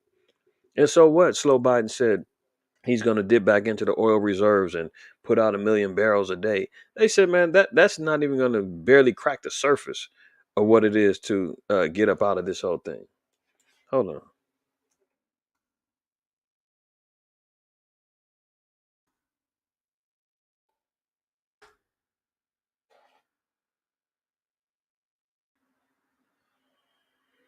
See, they're talking about oil prices dip. Get out of here. Biden planning to tap oil reserves to control the gas prices. I mean, every expert say, see that President Slow Biden is preparing to order the release of up to 1 million barrels of oil per day from the nation's strategic petroleum reserve. So, and they said that they're supposed to be doing that all the way up until I think August. So when it's all said and done, every day up until August, uh, I'm not sure exactly when they're going to start it, but all the experts are saying it's going to have a slight change in gas prices. We're talking cents. Because you're talking about this needs to be spread out throughout the world and America, right? The announcement could come as soon as Thursday when the White House says Biden is planning to deliver remarks on their administration's plans to combat rising gas prices. The duration of the release hasn't been finalized, but could last for several months. The people spoke on the condition of anonymity to preview the decision. Anytime it's an anonymous source, I'm giving you the heads up, but I ain't gonna say who, what, when. And it's always speculatory. Notice it said that they haven't been able to finalize how long they're gonna do it, but it could last for several months. But all the experts are saying, man, don't expect real big changes on that. It may drop down a slight little bit, maybe 10 cent, but it's not gonna have a huge impact, man. It's not going down dollars. That's out. Don't think that. But he wants to pose himself as being a savior. Oh, look what I did. That's not going down. So we seen our people back in history, man, dealing with the same things, man. High cost of living, famine on the way, unable to survive, and the nobles are sitting back, talking about go get an electric car if you don't like it. Let's move on. Okay, UN warns Middle East at a breaking point as food prices hit alarming highs. So the Middle East, they're going through it heavy over there. They're at a breaking point in the Middle East because they were heavily relying upon the goods and services coming from the Ukraine and Russia, the breadbasket of the world, as they call it. So the Middle East is over there, damn near about to get ready to go to civil war lengths because of the starvation that's going on over there. Look at this. Hopefully y'all can see this. Hold on. Trying to see if y'all can see this. Okay. Breadbasket of the world. This is a graph. It says Russia and Ukraine account for a quarter of the global grains trade. So this blue area over here, I don't know if y'all can see okay, yeah, y'all can see the cursor. 102 million tons of grain, wheat, whatnot come from Russia and the Ukraine. The majority, as we see here, is basically held down by them. 40 tons come out of Brazil, 52 million tons come out of Europe, 56 tons out of Argentina, 80 tons come from other countries, and 94 tons come from the U.S., right? Now, we're seeing down here all of the countries that are being affected by Ukrainian wheat, principally Egypt, Indonesia, Bangladesh, Pakistan, Turkey, Morocco, Tunisia, Yemen, Lebanon, the Philippines. All of them heavily rely on uh, wheat coming from the Ukraine. All of them is jacked up right now. And look at this. This is a quote from Corinne Flesher. She's from the World Food Program, regional director. Quote, people's resilience is at a breaking point. This crisis is creating shockwaves in the food markets that touch every home in this region. No one is spared. Do you hear that? So if we're wondering, is famine here? The prophesied famine that Yahweh spoke about, the prophesied famine that Ezra spoke about, it's here. It just hasn't spread worldwide. I mean, like I always said, because you can go and buy 10 nuggets for $2. It used to be $1. That's gone up now. Doesn't mean it's not a famine. Because you get, we was out teaching last week, and it's a Rallies that's across the street. Rallies is equivalent to Checkers for some of y'all in different states, right? They were selling 2 burgers for $6. It was like that for a long time. Now we just notice it's 2 for $8 now. But because that's still going on, people be thinking, "Oh, it's not a famine." Yeah, that's because they're cutting corners, they're breaking down cheap product and still selling it at a higher rate. And who knows what's going on in the food? Lord knows. But we see here, Middle East is already getting hit, and it's only going to affect and come this way too. Okay. It says if the UN's Food and Agriculture Organization is correct, food prices could jump another 20%, further pressuring emerging uh, market households.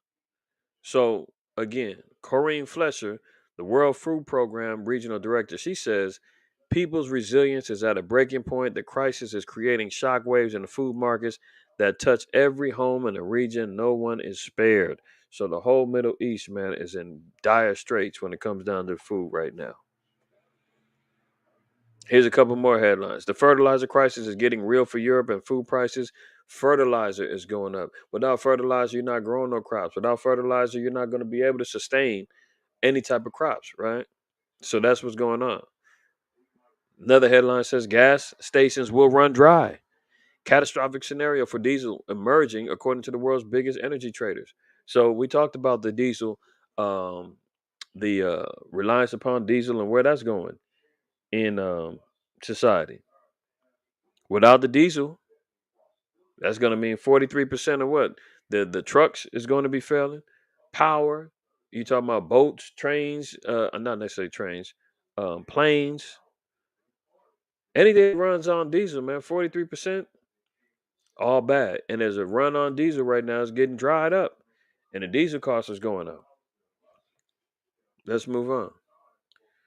Cloud of notoriety builds up Cawthorn after sex and drug claims.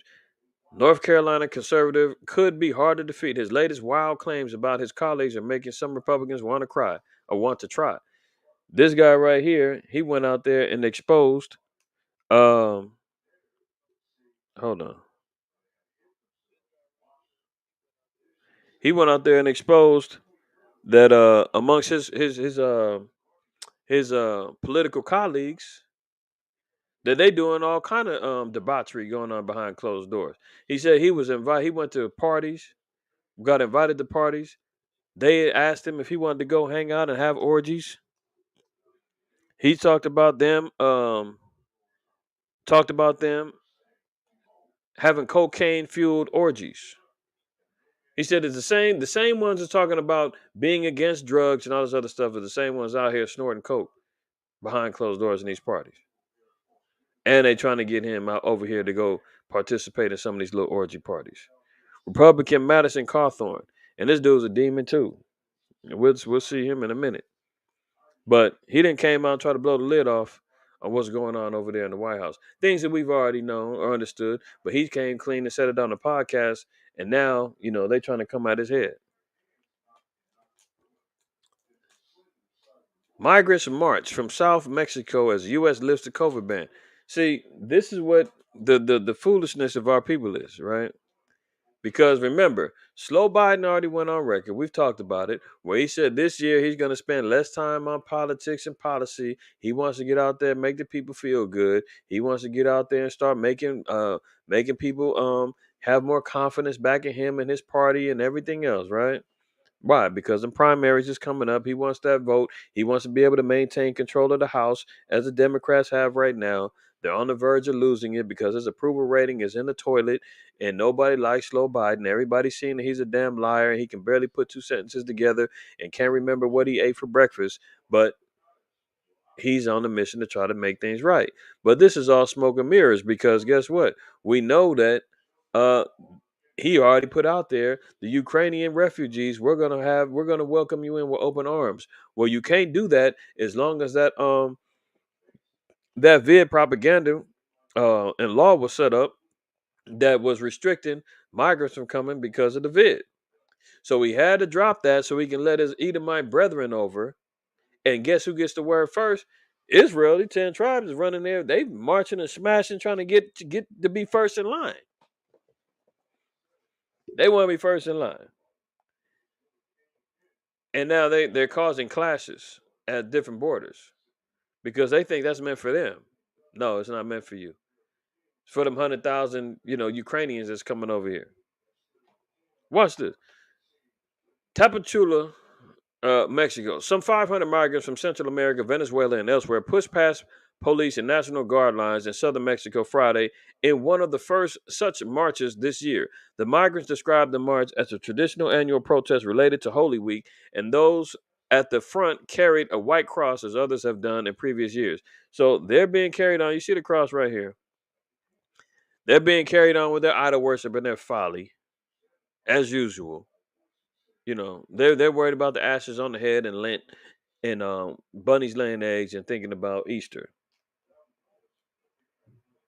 So they're carrying crosses, carrying their idols. Reading on it says, however, this year the protest came 2 weeks early, and some participants said they would go far beyond the usual short march and try to reach the U.S. border. And in a clash with National Guard officers and immigration agents, the migrants used the cross they were carrying as a battering ram to break through the guard lines, shattering the wooden cross. So much for that. How much do they really believe? You know, when they weaponize the damn cross, trying to get over here to the land of milk and honey. I mean, give me a break. Look at this. African refugees see racial bias as the U.S. welcomes Ukrainians. See, that's the real deal. They've got the Russians and they got Ukrainians down at the border, man, and they saying, "White, come to the front of the line. You niggas and spick, stay back." Wilfred Tiba doesn't begrudge the U.S. for swiftly granting humanitarian protections to the Ukrainians escaping Russia's devastating invasion of their homeland. Do you see that? I don't know if this cat is Israel or not. Who knows? However, the fact that he sit back and says, "I don't begrudge the U.S. for swiftly granting humanitarian protections to the Ukrainians escaping Russia's devastating invasion of their homeland." He said, "I don't have a problem with U.S. doing that, man. I'm okay with that. That's cool." Yeah, they tell you, nigga, step to the back. How long you been here? Oh, you been here 6 months, 3 months? You done seen your people getting degraded and booted out and chased around on horseback and everything else. And the white man come over here and you say, "Oh, I don't have no problem with him going in front of me." I mean, if that ain't Stockholm whip nigga mentality, I don't know what is. And keep reading. I'm about to say verse. But the 27-year-old who fled Cameroon during its ongoing conflict can't help but wonder what would happen if the millions fleeing that Eastern European nation were a different hue.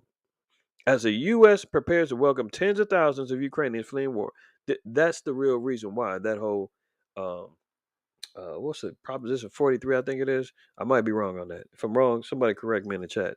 But Trump, put that out there based upon uh, the migrations, and they were saying that they were shutting the borders down because of the vid, and now they lifted it up because they want to make sure that these Edomites can get in. They're trying to make sure they can get in. Okay. Um. So here it says, as the U.S. prepares to welcome tens of thousands of Ukrainians fleeing war, the country continues to deport scores of Africans and Caribbean refugees back to unstable and violent homelands where they faced rape, torture, arbitrary arrest, and other abuses. Do you see the difference? They're going back to violent countries where rape, torture, arbitrary arrest, and other abuses. They were just talking about the war that's going on. I think it's in El Salvador between the gangs. There's legitimate war there, and people can't survive over there. Murders is happening like crazy. Let me see if I can find it. Let me see this. If people are trying to escape and get over there, there's war going on there.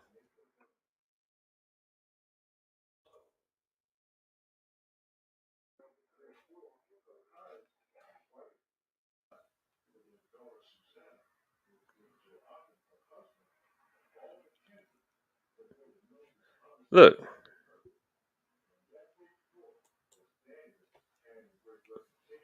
there's explosion of gang violence. What is this? Come on now, get out the way. No, they ain't gonna let me read it, huh? New York Times. Let me see if they let me in.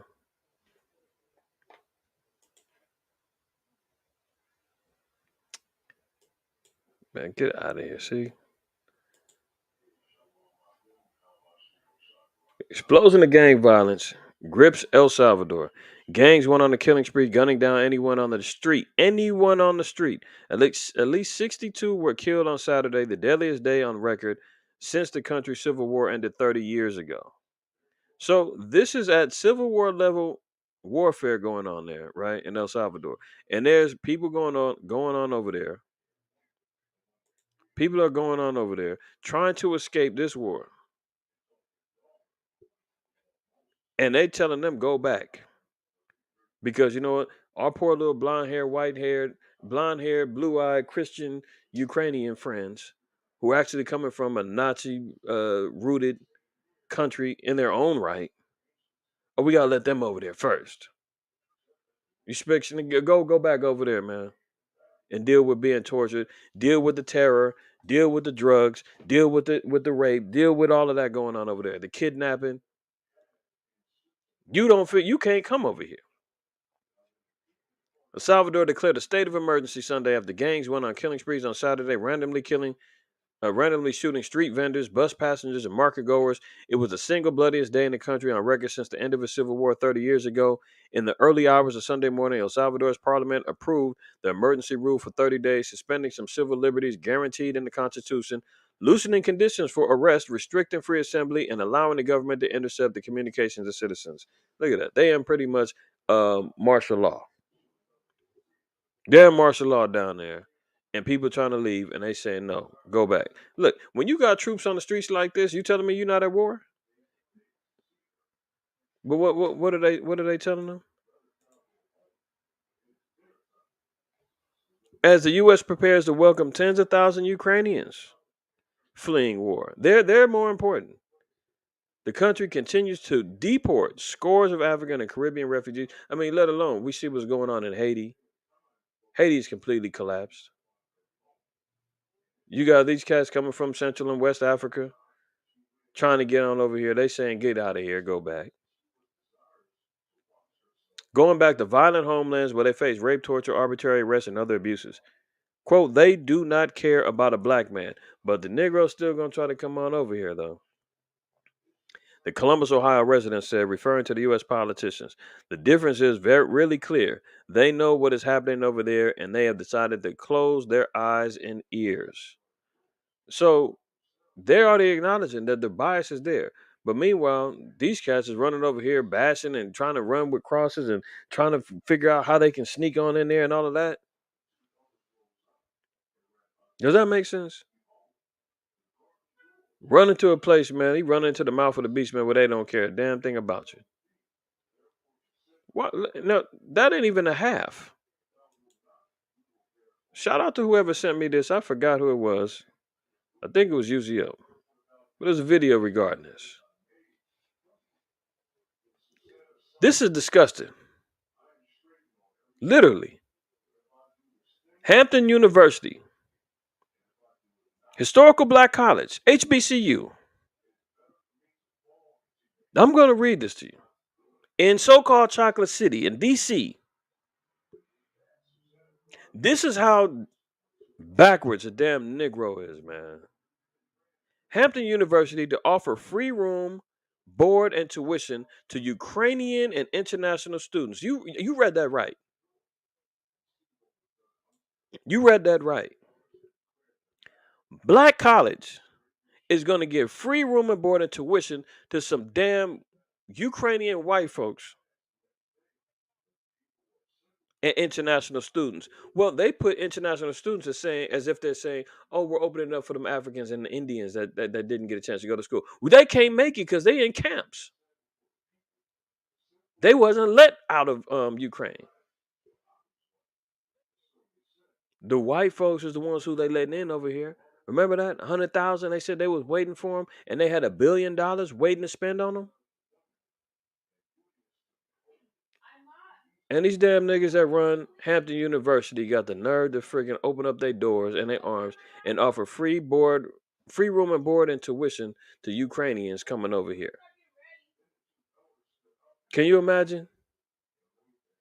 I mean, not for the Negro who's running around here, man, still selling drugs, shooting himself up, man, who didn't get a chance to finish school. I mean, you've got qualified students, man, who just don't have the funding to get out of junior college. They need a little help. They can't find room for that, huh? You can't find room to help your own.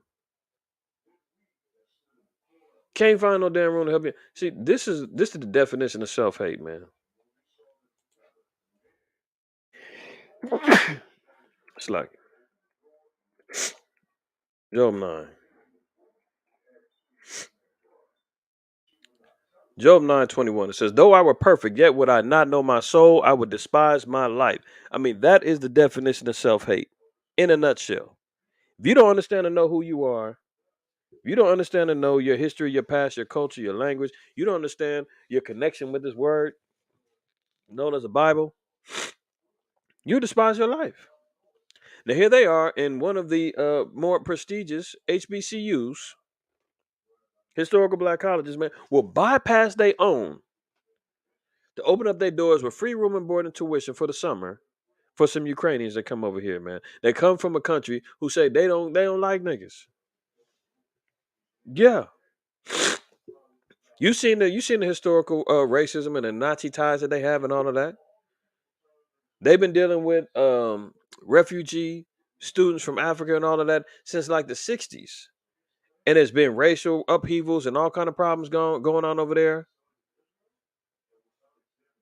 And here they are opening up their doors to let them in.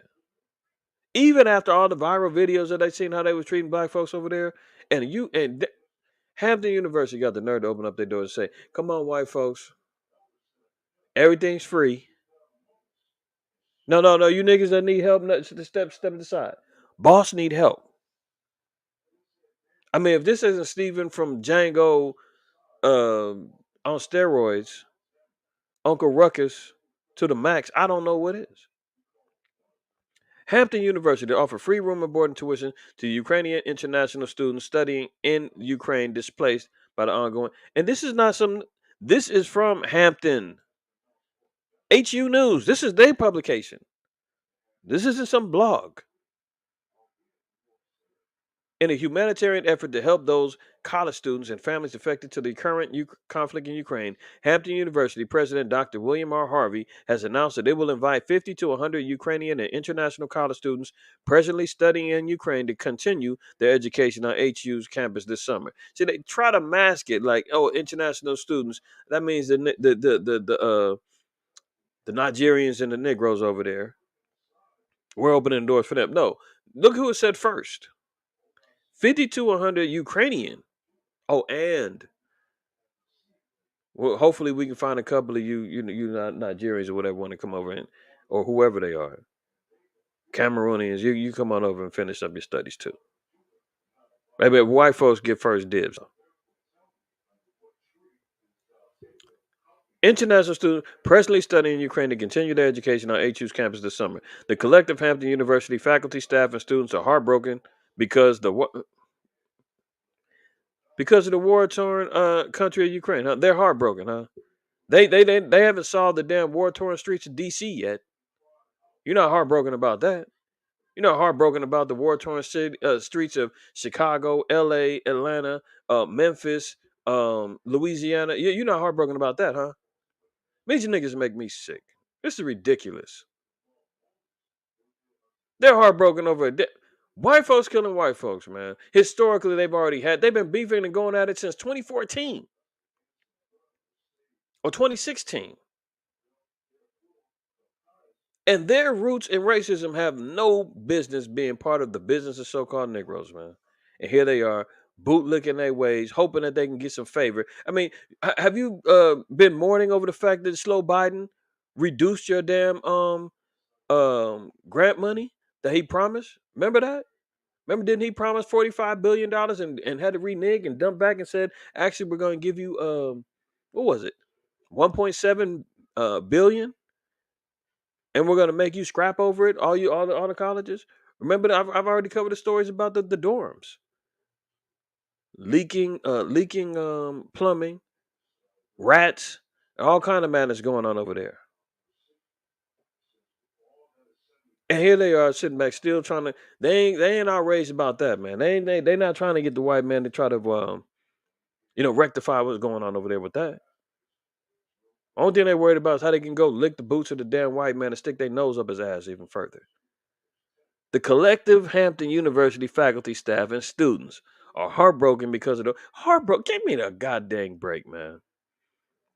Heartbroken because of the war-torn country of Ukraine must deal with atrocities like the bombing of maternity wards, hospitals, and other civilian areas. I mean, you talking about bombings? I mean, you had a bombing in damn Oklahoma. You did anything about that? You care about that? How about the bombings in Philly in the 80s? You care about that? I mean, you care about the CIA infiltrating our neighborhoods and funding a foreign war with drugs? You didn't care about that, huh? Weapons that you infiltrated and gave into the putting in the hands of desperate individuals, man, killing each other in these streets. You care about that? I mean, give me a goddamn break, man. Hampton University President Dr. William R. Harvey. I think the partnership is something that we can benefit, that can be beneficial to a great number of students and families. My entire career has been focused on helping the people to achieve and meet their goals. Ukrainian and international college students affected by the combat will be able to attend classes at Hampton for the 2022 summer session, receive room, board, and tuition for the summer, and have the option to stay at Hampton at the regular tuition and fees rates once the summer session is over. So they get free summer school, free room and board, free tuition. They get it all. And then they say, you can stay as long as you can pay. And America said, we already got $1 billion waiting for you. Can you imagine? I mean, let me get rid of this madness, man. I can't deal with this no more. Disgusting. And here this cat right here is, man, dealing with the whole, he's seeing it firsthand. And he quotes, they do not care about a black man. At Hampton University, a so-called historical black college funded by the white man. So that even lets you know, man, who put the pressure on them to do that? Because I'm pretty sure they're getting grants and they're getting money from the government. We already know that. Watch them be one of many. Don't be surprised you see some other damn black colleges, because you know the competition between Negroes is. They got to outdo the other one. Oh, Hampton over there stepped up for the Ukraine. We got to step up too. We can't let them outdo us. See, let me get off of this, man. It's ridiculous. All right. So on to this war. Ukraine appears to strike back for the first time with missile hit on Russian military camp. So is the Ukrainians that really the victims now? I mean, now they're launching offensive assaults. Are they the poor downtrodden people who's getting bullied and punked by Russia? So it looks like they're on the rampage now. Things are supposedly turned around. I mean, if you leave it to the headlines, you leave it to the propaganda. They're saying that this is the whole Ukraine now is then flip the script.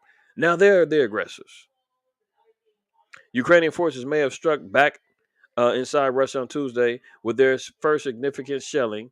A Ukrainian missile appeared to have hit a temporary Russian military encampment outside Belgorod in Russia's village of Krasin Akhtabar, about 40 miles from the Ukrainian city of Kharkiv, said the Russian state-run news agency. Okay, so can we stop crying tears? Can we stop with the madness? If that's the true headline, I mean, give me a break, man. The propaganda is wild. One minute they getting bombed and they getting victimized and they getting ran out of their cities and shelling is happening all over the place. Now all of a sudden we're reading about how much they've been slaughtering and killing all of the Russians, and now they're actually on the offensive. So where's the problem at? Let's move on. Russia bombards areas where it pledged to scale back. So we see, in typical fashion of the so-called white man, say one thing, do the opposite. They were just saying headlines last week that Russian forces was pulling back, they were scaling back, they was going to turn down a little bit.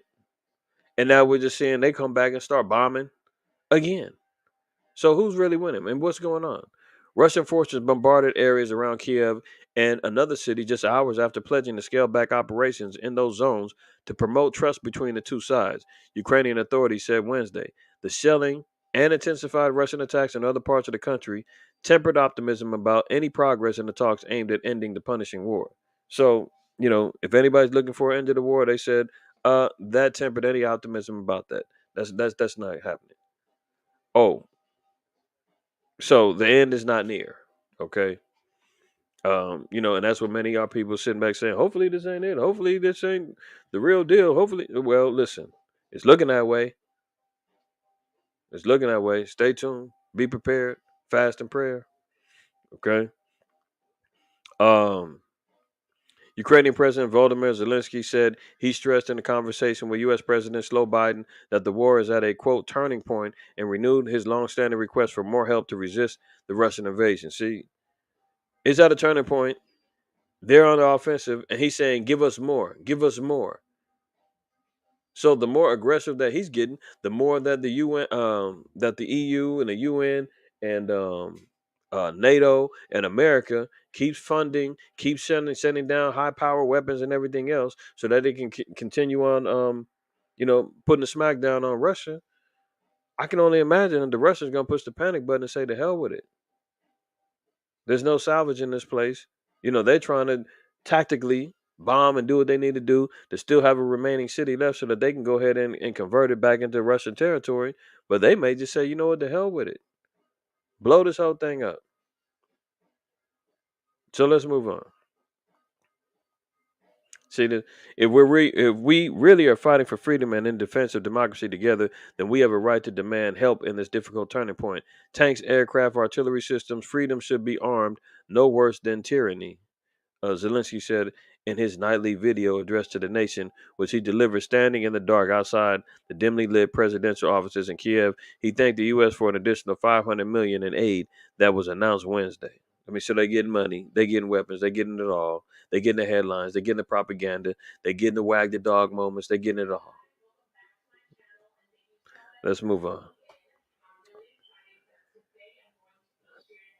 Catholic Church at it again, huh? Oh, now they want to actually make amends, huh? The Pope makes a historic indigenous apology for Canadian abuses. What year is this now? Are we in 2022 or is it just me? You trying to tell me that the historic, they just found dead body, over 200 dead bodies of kids, man, in a Catholic run residential school in Canada. Over 200 bodies, children's bodies, they just found last year. We're talking about uh, uh, damn near a century years of abuse that's happened under the hands of the Catholic Church. And the Pope just now in 2022 says, "Oh, hey, sorry about that." Look at Pope Francis on Friday made a historic apology to Indigenous peoples for the quote deplorable abuses they suffered in Canada's Catholic-run residential schools, and said he hoped to visit Canada in late July to deliver the apology in person to survivors of the church's misguided missionary zeal. Oh, misguided missionary zeal. Is it still misguided when you seeing the priests and the popes running wild, abusing the bodies of these little kids? Huh? Okay. The Canadian government has admitted that physical and sexual abuse was rampant at the schools. Oh, they finally admitting to that, huh? Oh, you missed that because our people was watching Will Smith? The Canadian government has admitted that physical and abuse was rampant at the schools, with students beaten for speaking their native languages. Does that sound familiar? Does that sound familiar? Where can we find that at? Isn't that in the hold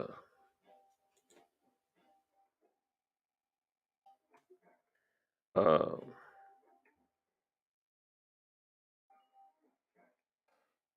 Second Maccabee 6, man. Look at this. Second Maccabee 6. Okay. Let's just read one on down. It says, not long after this, the king sent an old man of Athens to compel the Jews to depart from the laws of their fathers and not to live after the laws of God, and to pollute also the temple in Jerusalem, and to call it the temple of Jupiter Olympius, and that in Gerizim of Jupiter, the defender of strangers, as they did desire that dwelt in the place. So we're seeing here that there was a massive, a massive conversion that was happening amongst the Jews. And they were being compelled and told that you need to start worshiping after these fake Greek gods and worshiping after the ways of the heathen, and your temples and everything else are going to be destroyed, and they're going to be converted into places of worship for Greek worship, and we need you to go ahead and get on board. Sound familiar? Oh, you indigenous tribes, no longer you're going to be wearing your garments anymore. We're shaving your heads. No more of those prayers. No more nothing. No more traditional ways. No more language. You're going to follow after the ways of the Catholic Church or face death penalty, rape, and everything else. Reading on. The coming in of this mischief was sore and grievous to the people. You think? Can you imagine when you've got people coming over here with swords, shields, bucklers, musket guns, armor, horses, coming over here with these big old ships with flags with damn crosses on them and an image of a white man saying, "This is your God, bow down or die." I'm pretty sure that was sore and grievous to our people. Reading on. For the temple was filled with riot and reveling by the Gentiles who dallied with harlots and had to do with women um, within the circuit of the holy places, and besides that, brought in things that were not lawful. So here they dealing with um, uh, uh, uh, um, what do they call it? Temple prostitution. You know, they having orgies in the churches, man, allowing the women to prostitute themselves around there, hanging out, doing all kind of madness. Reading verse 5, it says, "The altar also was filled with profane things which the law forbiddeth. Neither was it lawful for a man to keep Sabbath days or ancient fasts or to profess himself to be a Jew." So now we're seeing here, what did the Catholic Church impose on our people? The Canadian government was admitted that physical and sexual abuse was rampant at the schools, with students beaten for speaking their native languages. That legacy of that abuse and isolation from family has been cited by indigenous leaders as a root cause of the epidemic rates of alcohol and drug addiction now on Canadian reservations. And we just got to reading the curse in Deuteronomy 28. Thy sons and daughters shall be given into another people, and thy hands shall have no might. There'll be no might in thy hands. This is the same thing that was going on there.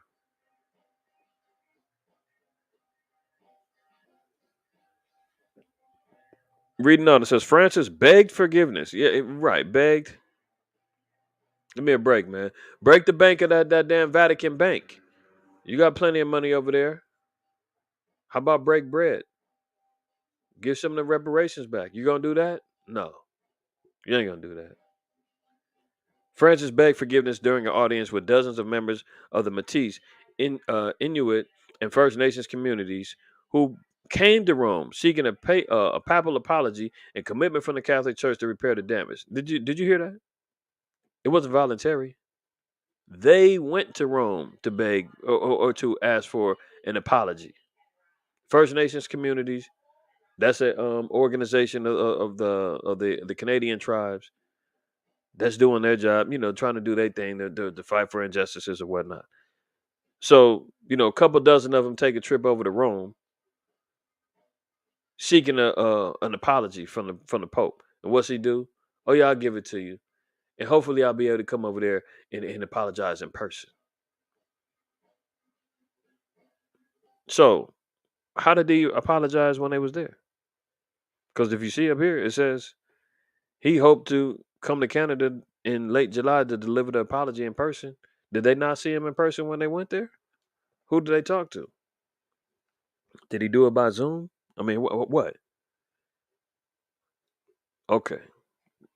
So they went over there to seek an apology and a commitment from the Catholic Church to repair the damage. The first pope from the Americas said he hoped to visit Canada around the feast of Saint Anna, which falls on July 26th. More than 150,000 Native children in Canada were forced to attend state-funded Christian schools from the 19th century until the 70s. 150,000, all the way up until the 1970s, in an effort to isolate them from the influence of their homes and their culture. Did you hear that?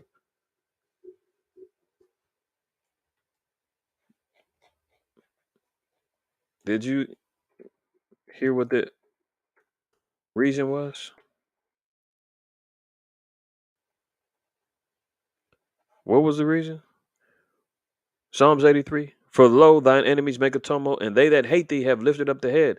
They have taken crafty counsel against thy people and consulted against thy hidden ones. Crafty counsel. Slick, mischievous, devious, deceitful. I mean, every acronym. Every synonym you can align with.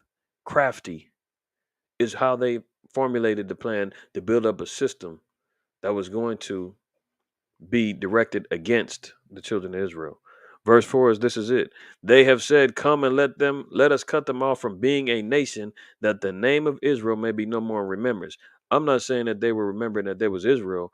The point of the matter is that they had a system that was lined up and set up that would destroy any resemblance or remembrance of culture, history, language, all of that. So we clearly know that there was a crafted plan that they wanted to destroy the minds of our people. Clearly, we see it here. More than 150,000 Native children in Canada were forced to attend state funded Christian schools from the 19th century until the 1970s in an effort to isolate them from the influence of their homes and cultures. The aim was to Christianize and assimilate them into mainstream society, which previous Canadian governments considered superior. Previous, huh? Oh, that's not going on right now? I mean, give me a break. So there you have it. Look at this. House legislation targets social media platforms that allow terrorist accounts. I mean, while everybody else was distracted, watching the show from the Oscars and all that other madness, these are the things that they were been pushing.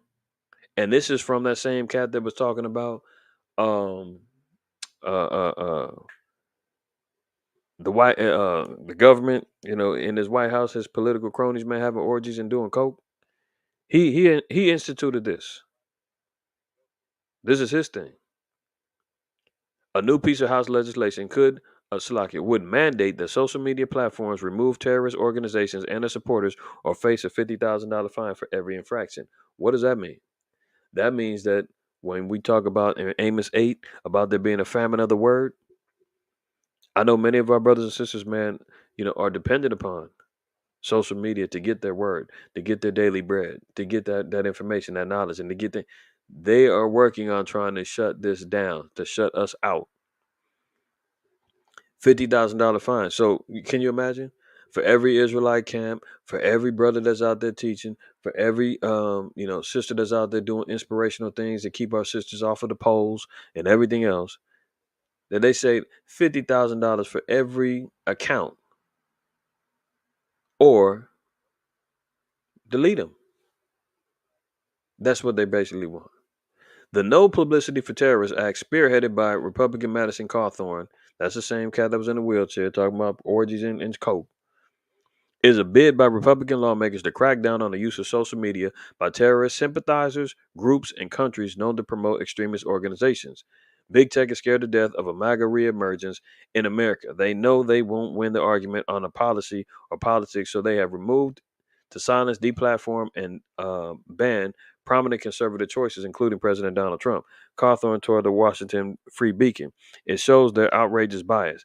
They claim Trump is a danger to public discourse, but allow terrorist organizations, hate groups, see, that's the key, and dictators to remain on their platforms. My legislation holds them accountable for their assault on conservatives and exposes their outrageous double standard. So they're utilizing the deplatforming of Trump and Alex Jones and all the rest of them, and saying, well, how are they deplatformed? How are they getting banned from these social media accounts? But meanwhile, you're allowing the Black Hebrew Israelites on there. You're allowing the KKK. You're still allowing all these other extremist groups. You're allowing terrorists from the Middle East to have accounts and all of that. That's not fair. Get rid of them.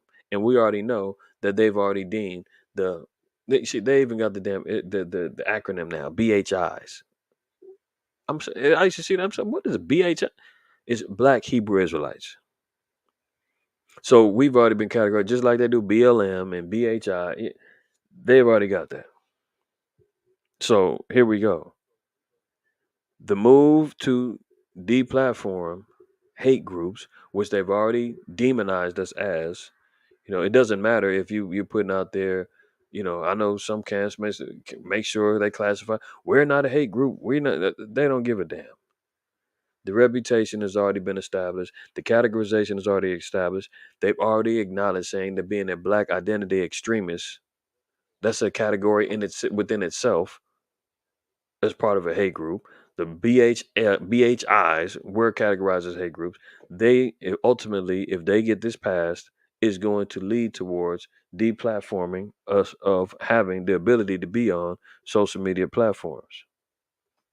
So again, when you see that in Amos 8,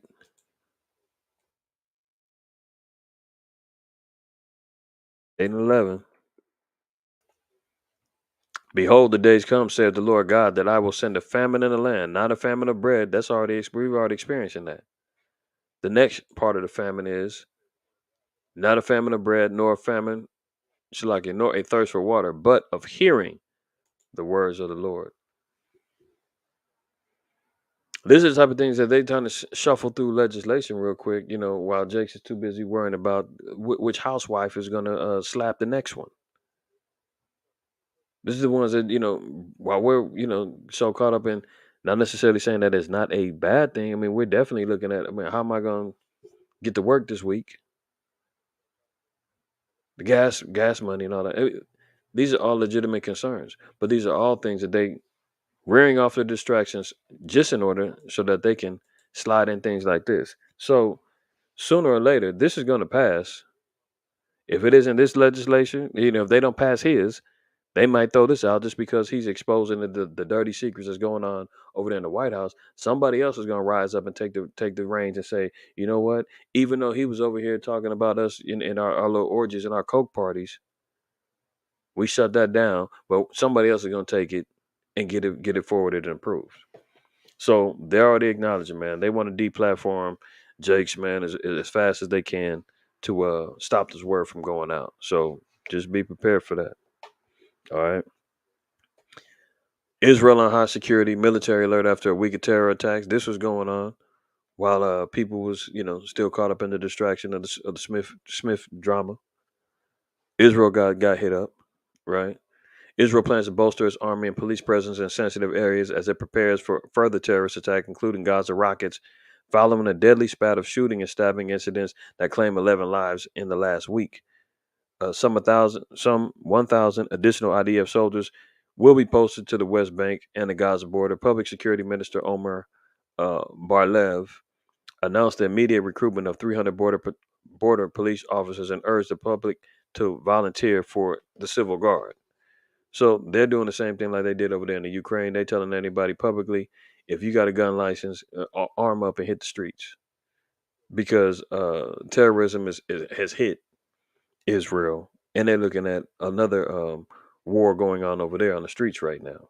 Okay, so that happened. Verse 26, Shalakin, Isaiah 26 and 17.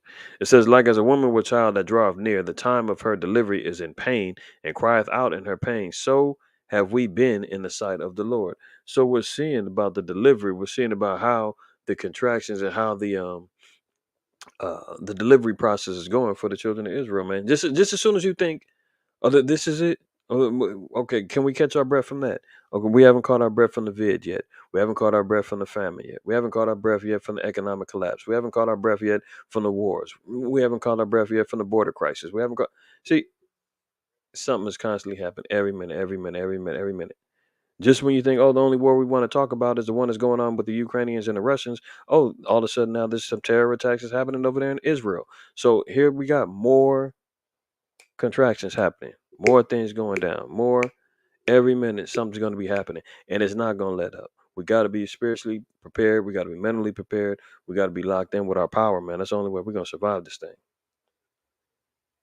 For those of us who's chosen. All right. So, we just got to see more and more things going down. Just like a woman with child. All right. I said I was gonna get him, but I'm gonna get him, I'm just gonna touch him a little bit. I want to look at the psychological thing. But this is how they playing it out after the fact. Look at this. He was taken back to his childhood and snapped. See, all of a sudden, all these psychology people got to figure out what happened with this whole thing. I mean, like I said, Wasn't nobody talking about him when he was on Bad Boys 2, 3, and everything else, shooting up everything and beating up everyone. Mike Lowry, that's no problem. But Mike Lowry gets real on the stage. If it was real, which who knows? Now all of a sudden, it's childhood issues. Look at Will Smith will have therapy to resolve his issues from his youth as he battles to save his career and reputation. I mean, now they're saying he's got mental problems because he wanted to slap somebody that disrespected his wife. Now you can't even stand up and be a man if that was the case, if that's what he was trying to do. I mean, it's too late for that. He's supposed to do that a long time ago. I mean, the memes is running wild. The remixes on the videos is going wild. I mean, the crying memes is all over the place. I mean, it's too late, Will. But Esau saying, "Come on back. Let us put you in a sunken place, Will. Let us go ahead and get out the cup and clink, clink, clink, clink, clink, clink, clink, clink, clink. Let us put you in a sunken place, man. Let me help you get out. We gotta take you back to your childhood because you just snapped, and now he needs therapy." Can you imagine how dramatic this BS is, man? Give me a break. Look at this. It was so disturbing. Oscars co-host Amy Schumer says she's still triggered and traumatized. This is Esau, man, a Hollywood man, just playing this thing out to the T. That's why I said they've been draining this thing as a distraction for the longest. Meanwhile, all this other stuff was going on, all within the last 7 to 10 days. She says she's triggered and traumatized because Will Smith slapped somebody else. She acting like she got slapped, like she got robbed, like she got raped, like something happened to her. And praises Chris Rock for handling the attack like a pro. She was the host of the night. And she's traumatized. Okay, let me get out of here. Y'all see the folly that's going on. California drought, Sierra, a snowpack falls to one of its lowest levels in 70 years. I mean, here in California, not only can we not get control of the gas prices, the cost of living, so forth and so on, the drought still remains and continues. We got some rain on Monday, all praise to the Most High, but it was like, spitting on the ground. Nothing. Okay. So you're talking about how's the drought going to affect? It affects the soil quality. It affects the environment as far as the trees, oxygen. It affects the ability to have these fires because we know the fires are going to come back this summer. It's going to affect the animals, water, everything. California it's a wrap. So now they're seeing its lowest levels in 70 years. That's since the time of the gold rush. This drought is hitting here. In Isaiah 50, what is it? Isaiah 50? I tell you, I can't remember that about the drought. It's Isaiah. I think it's 50 and 38. Yeah. See, a drought is upon their waters, and they shall be dried up, for it is the land of graven images, and they are mad upon their idols. You talking about California, land of the idols, America, Babylon getting hit upside the head because of its idolatrous ways and worship. Droughts is all over the place. The West Coast is in a major droughts right now. They talk about the Colorado River drying up, man. The dependency that Colorado, Utah, Arizona, Nevada, California all depend on this water. All depend on this resource, and it's drying up like crazy. It's not getting no better, right? And it's all leading back to why? Because of the wickedness, man. That's what we got to charge it to. Let's move on.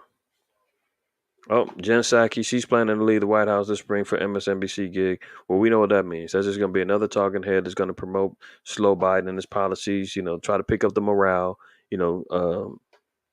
Kamala Harris and her cabinet, they quitting and they running for the hills every other month. Slow Biden's approval ratings down the drains. She hasn't been able to turn around nobody by her being the Speaker of the House and going out there speaking for him every minute. So guess what? They're going to go ahead and she's going to take a job in May or July to go for MSNBC. And now, how does that not let you know that the news isn't compromised? When you go put a former politician or a politician in the seats to start talking about and be a talking head and a personality, they're going to start swinging and talking things their way. So we just see the political move right here, man. She's trying to leave so she can get on TV to help build up the Democratic uh, uh, reputation because it's in the toilets right now. And again, we know that the primaries is coming up. So, talking head Mockingbird Media caught red-handed. She's trying to lead to get into TV to go talk politics. Get out of here. Look at your boy, Mark Zuckerberg. Meta takeover could become a leader of a virtual world as 5 billion people are expected to enter the metaverse by 2030. And see, 2030 is always the deadline. Why is that? Because that's when they want the great reset. That's when they want everybody to be buying into this new world order. And he's saying, I'm going to control the virtual aspect of it. While everybody's plugged in, while everybody's locked in to this metaverse, I'm the leader. 5 billion. I mean, isn't it what, 7 billion people in the world? So in other words, he's saying 2/3 of the world or more than that is going to be locked into this damn metaverse. What's the most I say about 2/3 of the people? Yeah, you guessed it. They're gonna be destroyed. Zechariah 13:8. And I'm not saying that's an exact calculation. I don't know. I'm just kind of looking at it like the majority of the people, according to their expectations and calculations, are going to be falling into this metaverse. Let me see what 5 out of 7. It was almost 1.4. Well, hold on. Maybe that ain't it. 5 divided by 7. 70%. 70%. 71% of the people in the world, they're expecting to be locked into this metaverse by 2030. Okay. So we see what he's planning. Let's move on. Skippy voluntarily recalls 161,000 pounds of peanut butter. If you got Skippy, if you bought it within the last, few days, week, in the midst of a drought, no doubt. I mean, in the midst of a famine, now they're taking away this peanut butter, which is a storable food, that has a decent shelf life, that can be stretched out. Now you got to take that off. Skippy is voluntarily recalling some of its peanut butter products due to the possibility that a limited number of jars may contain small amounts of stainless steel. According to a March 30 statement released by the Food and Drug Administration. So Skippy said it could be stainless steel in some of their peanut butter. Man, they had to take back over 160,000 jars and products. So if you got Skippy, you might want to toss it out if you bought it within like the last week or two. Who knows? You can call Skippy and find out if your jar got it. Civilian army leader led a child porn ring, risked U.S. security. I mean, they can't help themselves. The perverse nature of Esau, man, profane nature of him. He's in a damn army, a civilian army leader, caught in a child porn ring. Let alone they doing it in Canada to the indigenous children, the Catholic Church, the Boy Scouts, Disney. Did you hear about Disney? Oh, you didn't. You didn't hear about Disney, huh? Here, let me help you out. Let me help you out. Let me turn her up. This the president of Disney. Let's hear it. I'm here as a mother of two queer children, actually, one transgender child. I mean, her household is a mess. Just in case, hold on. Disney corporate president Carrie Burke says, quote, as the mother of one transgender child and one pansexual child, she supports having many, many, many LGBTQIA characters in our stories. That's coming to Disney. And wants a minimum of 50% of characters to be LGBTQ, HIV plus, whatever, and racial minorities. So guess who's first though? As they rode the wave of the civil rights movement and all of that, on the backs of our struggle, now they get pushed to the forefront. So Disney, here she goes, corporate head. Her household's a mess. She got a tranny and she got a damn pansexual queer kid. And that's leading her because her household is a mess. She wants yours to be the same. By saying she wants over half of the characters in Disney and all future production and everything else have to be LGBTQ HIV or a minority.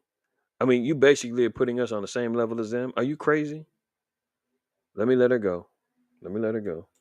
I'm here as a mother of two queer children, actually, one transgender child and one pansexual child, and also as a leader. And that was the thing that really got me, because I had heard so much from so many of my colleagues over the course of the last couple of weeks, in open forums and through emails and phone conversations. And I feel a responsibility to speak, not just for myself, but for them, to all of us. We had an open forum last week at 20th where, again, the home of really incredible, groundbreaking LGBTQIA stories over the years, where one of our execs stood up and said, we only have a handful of queer leads in our content. And I went, what? That can't be true. And I realized, it actually is true. We have many, many, many LGBTQIA characters in our stories, and yet we don't have enough leads and narratives in which gay characters just get to be characters, and not have to be about gay stories. And so that's been very eye-opening for me. And I can tell you, it's something that I feel perhaps had this moment not happened, I as a leader and me as my colleagues would not have focused on. And going forward, I certainly will be more so. I know that we will be. And I hope this is a moment where, the 50% of the tears, sorry, are coming. Give me a damn break. We just don't allow each other to go backwards. Backwards, huh? Backwards. And she, get some fake tears about why they need to start leading the charge and making sure that LGBTQ HIV IA, I don't even know what is IA. I mean, where is that coming? I mean, they keep adding on. Anyway, are going to take lead roles in Disney content. And we know that Disney is geared towards the children. Meanwhile, you've got army leaders out here in child porn rings. 4 Disney employees arrested in Florida, human trafficking, child predator stings. Disney employees, huh? And there was a judge involved in this. 108 people. The campaign called Operation March Sadness 2 led to the arrest of 108 people. 4 Disney employees were arrested in a massive undercover operation targeting human traffickers, child predators, and prostitution. The Polk County Sheriff's Office identified the workers at a news conference Wednesday following the conclusion of March Sadness 2, a 6-day sting that led to the arrest of 108 people. Xavier Jackson, 27, of Kissimmee, allegedly communicated online and via text with an undercover detective posing as a 14-year-old girl. I mean, we see this all the time. And one of these castmen that got busted was a damn judge, too.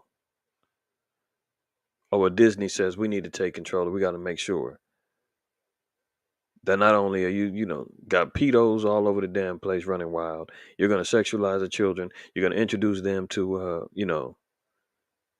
this other lifestyle. You're going to influence them through the TV, to the movies. I mean, give me a break, man. You see what's going on. Again, with the health, you're eating a credit card's worth of plastic every week, and it's altering your gut makeup. Well, we're in a lot of trouble, man. I mean, we know that Yahweh Shah said we're going to eat poison or drink poison and live. You got to be in your faith for Yahweh Shah, man, to survive this madness.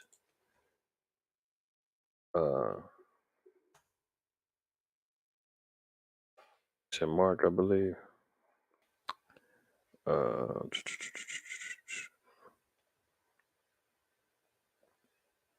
is it? Unless I spelled poison wrong. Hold on. No, POI.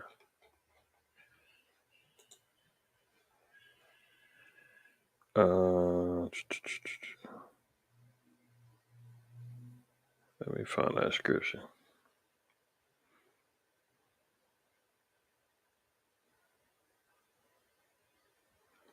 My bad, y'all. Hold on. I'm trying to find that scripture.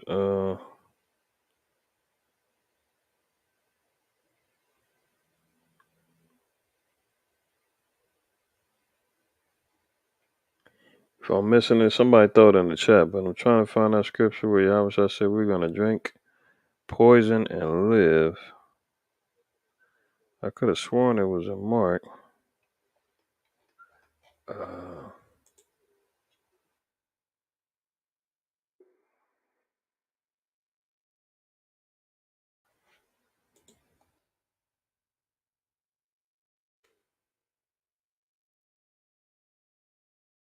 It was Mark 16. Mark 16, 18. There you go. It says, and they shall take up serpents, and if they drink any deadly thing, it shall not hurt them. They shall lay hands on the sick, and they shall recover. This is when the Holy Spirit, comes upon the apostles, the disciples, the men and women of the Lord. When we're locked into the Spirit of Yahweh Shai, when we're empowered with the Holy Spirit, knowledge, wisdom, understanding, counsel, might, the fear of the Lord. The Lord said that there's going to be things out there that poses threats to us, to our bodies, that we'll be immune to if we're moving in the right spirit, right? Now we're seeing here, we're gonna have to have that spirit, man. They talking about we're eating a credit card's weight worth of plastic every week. Nanoplastics, from the bottled waters to the processing plants where the foods come from, everything else, everything is tainted, man. I don't care how much of a vegan you are, super raw vegan, doesn't matter, man. You're not even getting right nutrients or anything from the earth. The whole earth is defiled. We got to be locked into the spirit of the Lord and moving in the righteousness of His commandments, man. If we have any hopes of surviving this thing, look at this. How plastic is getting in your gut. If you think the answer is zero, think again. A recent review suggests people consume about 5 grams of plastic particles per week, the equivalent of the weight of a credit card. Nanoplastics are any plastics less than 0.001 millimeters in size. Microplastics, on the other hand, are 0.001 to 5 millimeters, and on some occasions still visible to the naked eye. Some microplastics and nanoplastics find their way to the human food chain from packaging waste. Plastic particles are entered the body through a seafood, salt water, or drinking water. One study referenced a review found people who drank the recommended 1.5 to 2 liters of water a day from plastic bottles take in 90,000 plastic particles per year from this way alone. I mean, you can't even drink bottled water. I mean, we're running from the tap water because we know the tap water is tainted. Then you go buy a bottle of bottled water. You find out the bottled water's got problems. I mean, again, this is going back to saying what good did the so-called white man do? You talking about all the technological advances and how much they didn't help society and built up a nation that was downtrodden. All our advances help, move society forward, and we're going to the moon. You ain't doing none of that. What they are doing is destroying people slowly but surely, man, cutting corners. So look at this. Just from drinking water alone, we can be taking in 90,000 plastic particles. Unreal. I mean, then you wonder why we need Yahweh Shai and the Most High. There's no other way around it. This place is doomed for death. And it's going to take us down with it. This is why Yahweh Shai even told us, said that the time got to be cut short for the elect's sake. In Matthew 24.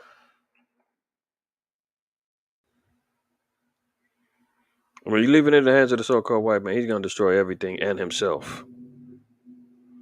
Matthew 24:22. And except those days should be shortened, there should no flesh be saved. But for the elect's sake, those days shall be shortened. If you notice, and if you just kind of being in the spirit and you see how time is like kind of slowing down, I mean, moving fast. Have y'all noticed that? That everything is moving fast. Boom, boom, boom, boom. You like, damn, it was just Tuesday. It's because of what we're seeing going on, man. The Lord is shortening the time because it's almost time for us to be delivered. Because if we keep it in the hands of this white man, he's going to destroy everything. and everyone, again, including himself. Okay. All right. Let's get back and let's get to rounding this up. All right. So, uh, we see that. Also, we see here. Oh, new details emerge about federal investigation into Hunter Biden. Many of y'all already know, man. The laptop was real. Everything he had on there was real.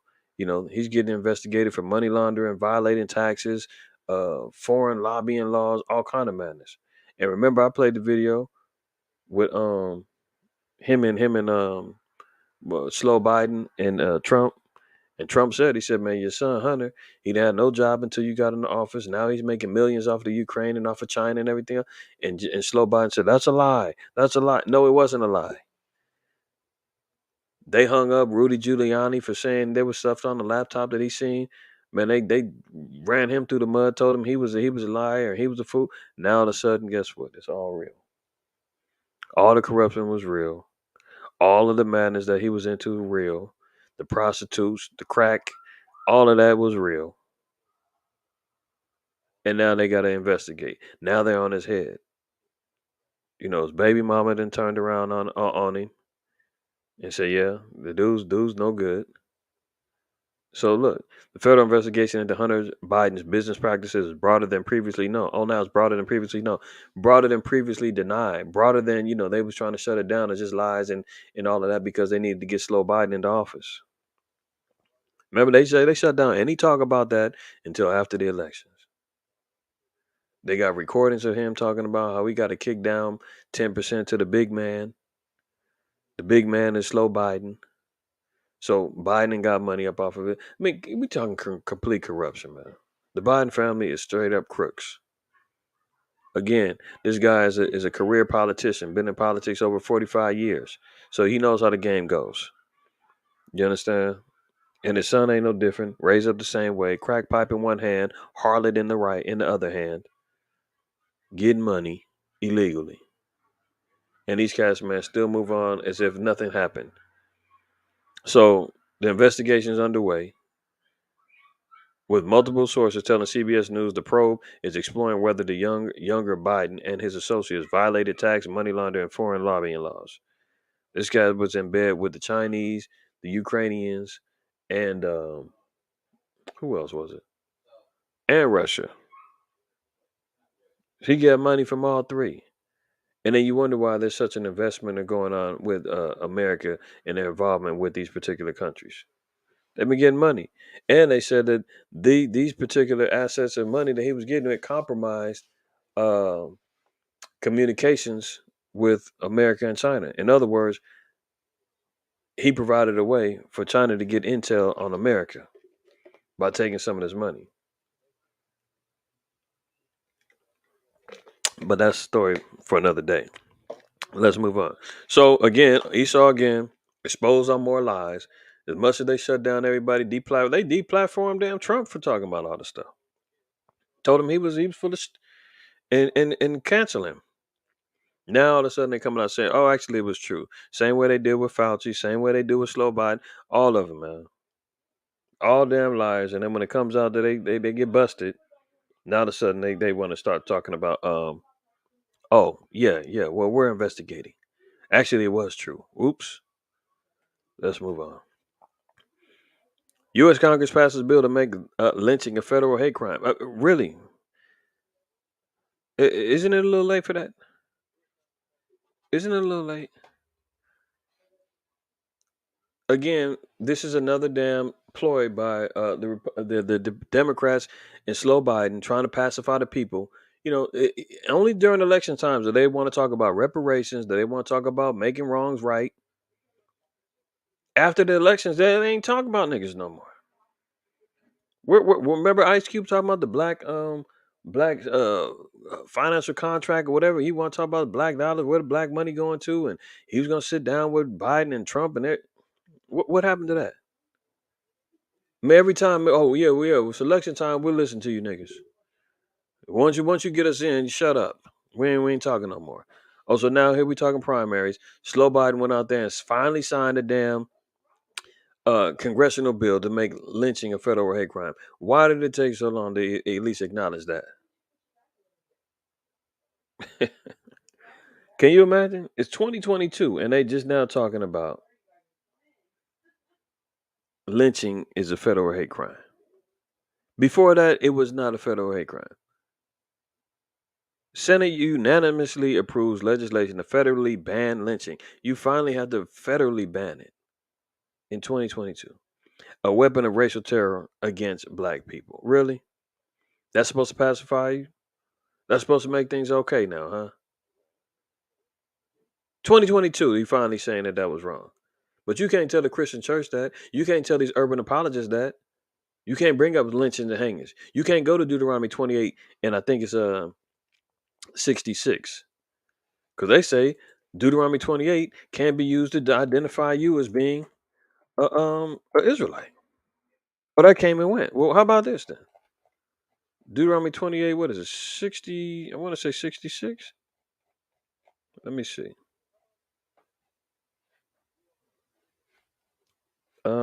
Yeah, look at this. And among these nations thou shalt find no ease, neither shall the sole of thy foot have rest, but the Lord shall give thee there a trembling heart and failing of eyes and sorrow of mind, and thy life shall hang in doubt before thee, and thou shalt fear day and night, and shalt have none assurance of thy life. Our lives hanging in doubt. We have no assurances of our lives. We have literal hangings, burnings. Isn't that one of the curses? Burnings and 20 I said blasting and burnings. Hold on. Yeah, look at it. Verse 22. The Lord shall smite thee with the consumption and with the fever and with inflammation and with an extreme burning. We was getting tarred and feathered, burned alive, castrated, hung, lynched, and finally, Slow Biden says, you know what? Let's just make it a federal crime for the lynchings. Let's appease the niggas. Tell them it's okay. We're sorry. Congress has finally given final approval to legislation that, for the first time, would make lynching a federal hate crime for the United States, sending the bill to President Joe Biden to sign into law. Years in the making, the Emmett Till Anti-Lynching Act, passed late on Monday, is among some 200 bills that have been introduced over the past century that have tried to ban lynching in America. Did you hear that? They've had 200 attempts, and they got turned down. Why all of a sudden now it's okay? Is that because Slow Biden loves us? Is that because he really cares about the black plight? He really reflected on the history he's Jim Crow Joe. He's from that era. He's been in politics alone for 45 plus years. That already dates him back into the 60s. Jakes was still getting lynched back then. That's his political record. That's not how he grew up. So you might as well drop down back into another 15 to 20 years. So that puts him back in the 50s and the 40s where lynchings was going on. Live wire, and he knew it. He was there. What was it? What was his birthday, man? Let me find out what year he was born in. So we can just put a cap on.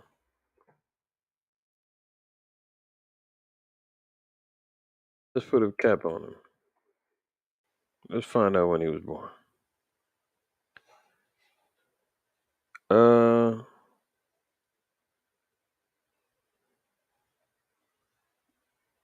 1942. And he's been in politics since 1969 till now. So 1942, definite lynchings were still going on. This guy's from Delaware, man. Who knows when was the first time he seen a Negro? I'm sure it wasn't too many Negroes, Jakes in Delaware in 1942. Anyway, so it ain't because he loves you. Look down here. It says it is named for the black teenager whose brutal killing in Mississippi in 1955. He was alive that time. 1942, 1955. So Slow Biden was what, 15? Or let me see. Let me get my math together. 13? Whose mother's insistence on an open funeral casket to show the world what had been done to her child became a pivotal moment in the civil rights era. Quote, after more than 200 failed attempts to outlaw lynching, Congress is finally succeeding in taking a long overdue action by passing the Emmett Till Anti-Lynching Act, says Senate Majority Leader Chuck Schumer. I mean, give me a break. 200 times it took for them to say, hey, lynching is wrong, man. Hey, can we ban that? Can we finally say it's a federal crime? Took 200 times for them to say, okay. Unreal.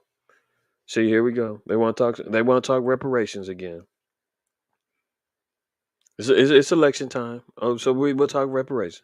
California panel okays reparations limit for slave descendants, and this ain't even approved. And what's so interesting about this is that it just created more infighting.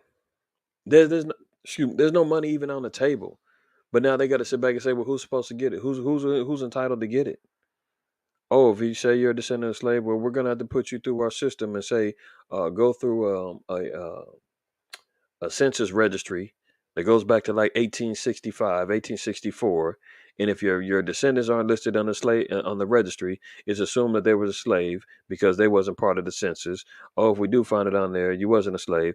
Oh, you're from the Caribbean, then you weren't part of the U.S. slave trade, so you don't get it. Oh, you're African, you came over here, you can't get it. And then next thing you know, all three parties is fighting with each other over money that ain't even been given out.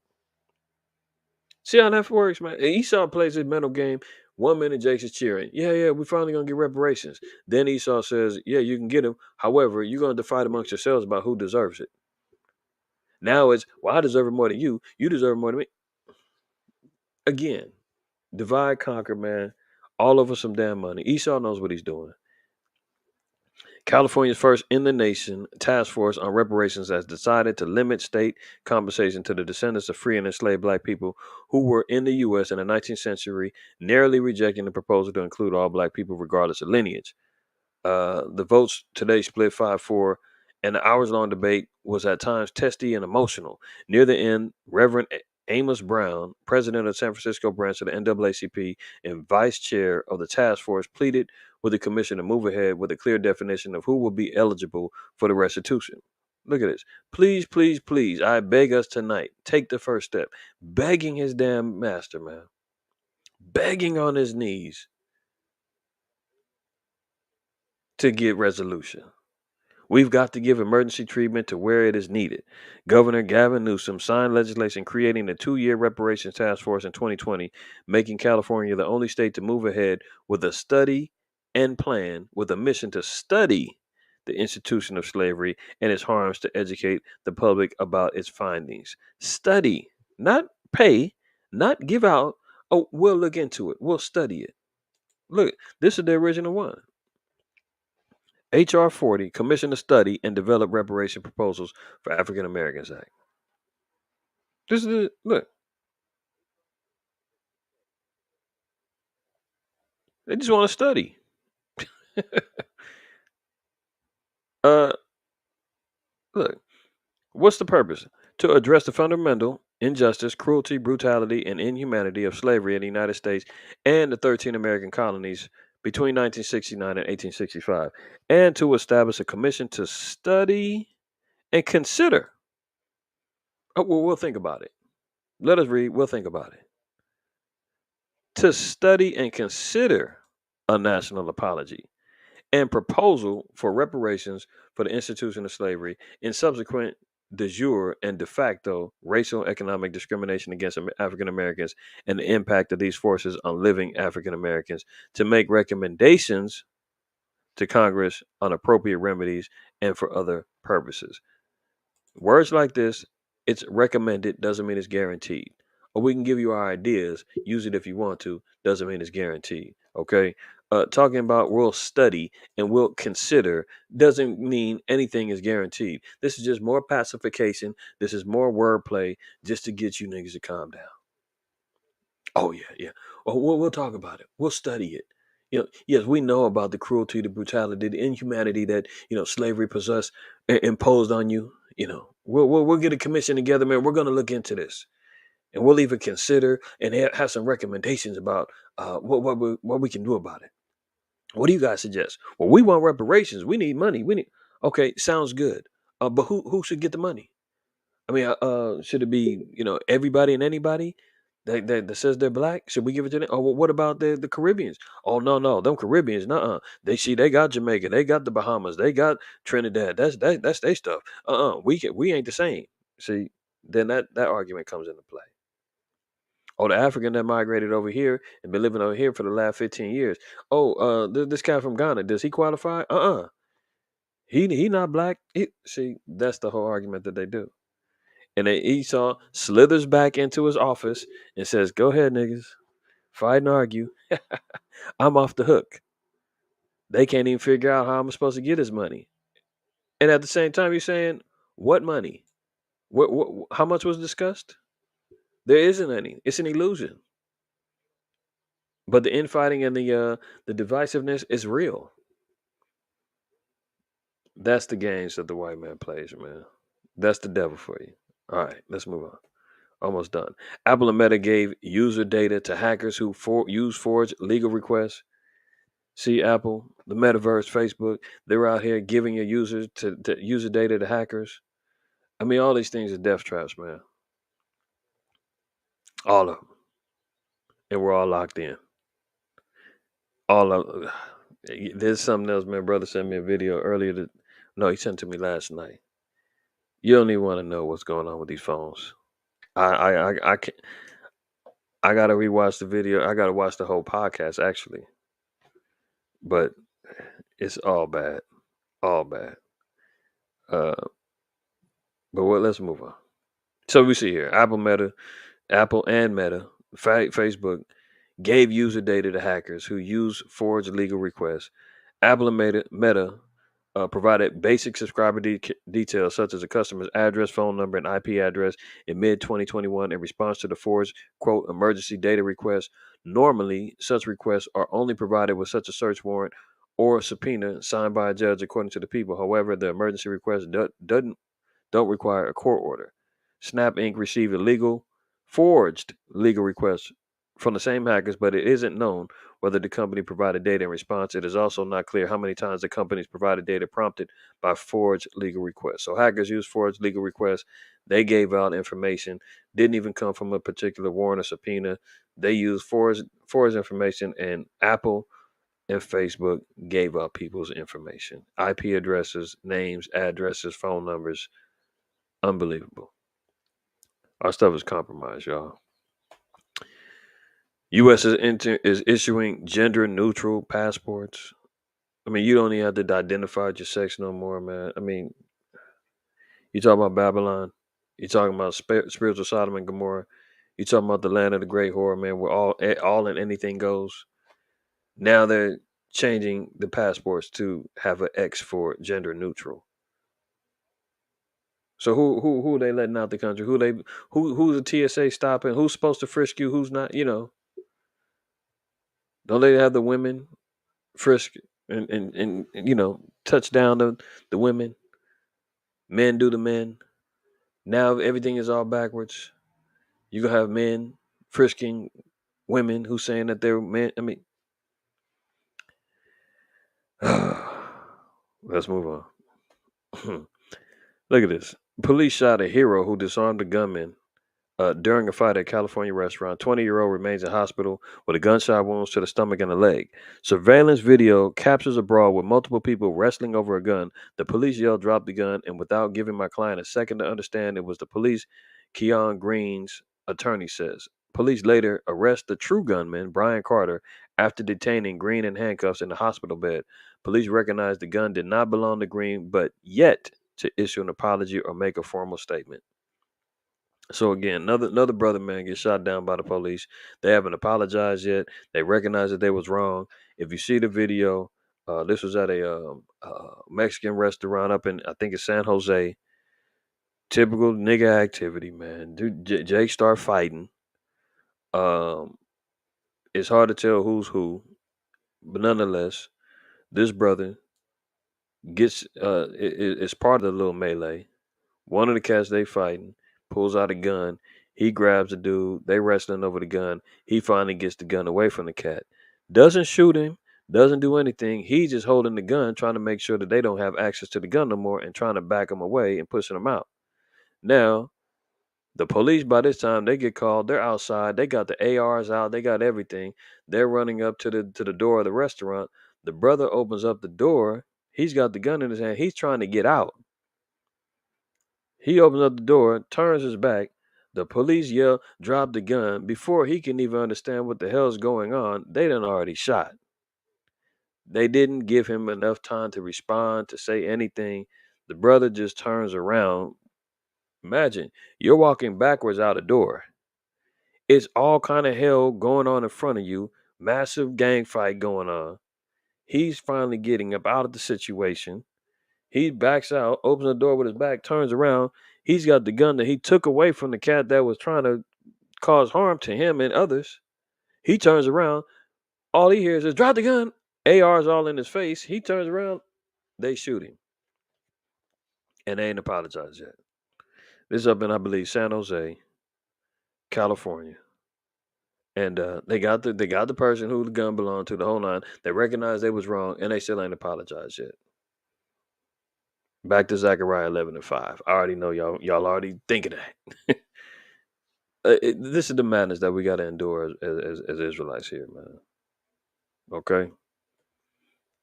House passes the bill to legalize marijuana. Again, more pacification. They just want to make sure that you feel good when it comes down to this Republican primary, man. Give them their weed, right? Give them their reparations, or let's at least let them know we're talking about it again. Everything to try to convince you. Oh, let's give them gas cards. All of these are proposals. Ain't nothing on the table, man. But this is what they're doing.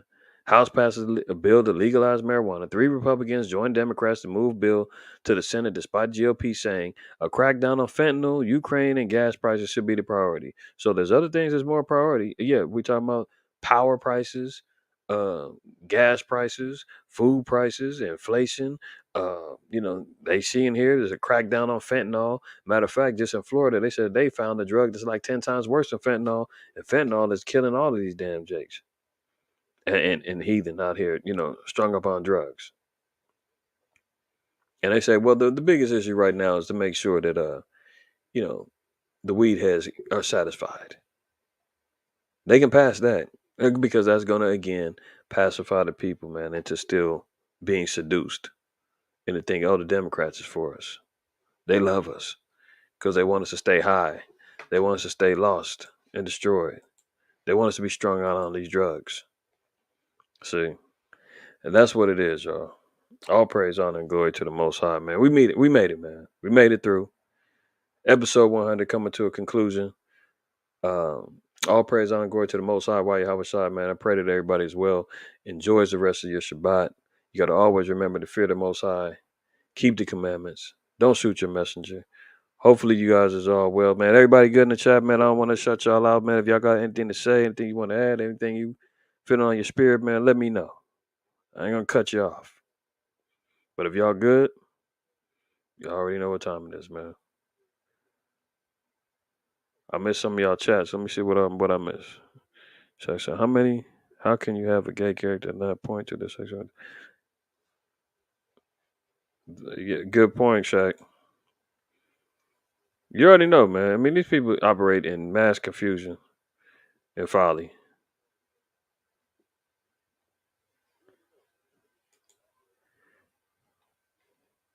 Yes, sir. That's how it goes.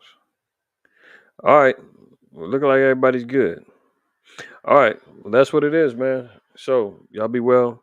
Take care, man. Don't shoot your messenger. Shalom. Shabbat shalom. Lord willing, see y'all on episode 101.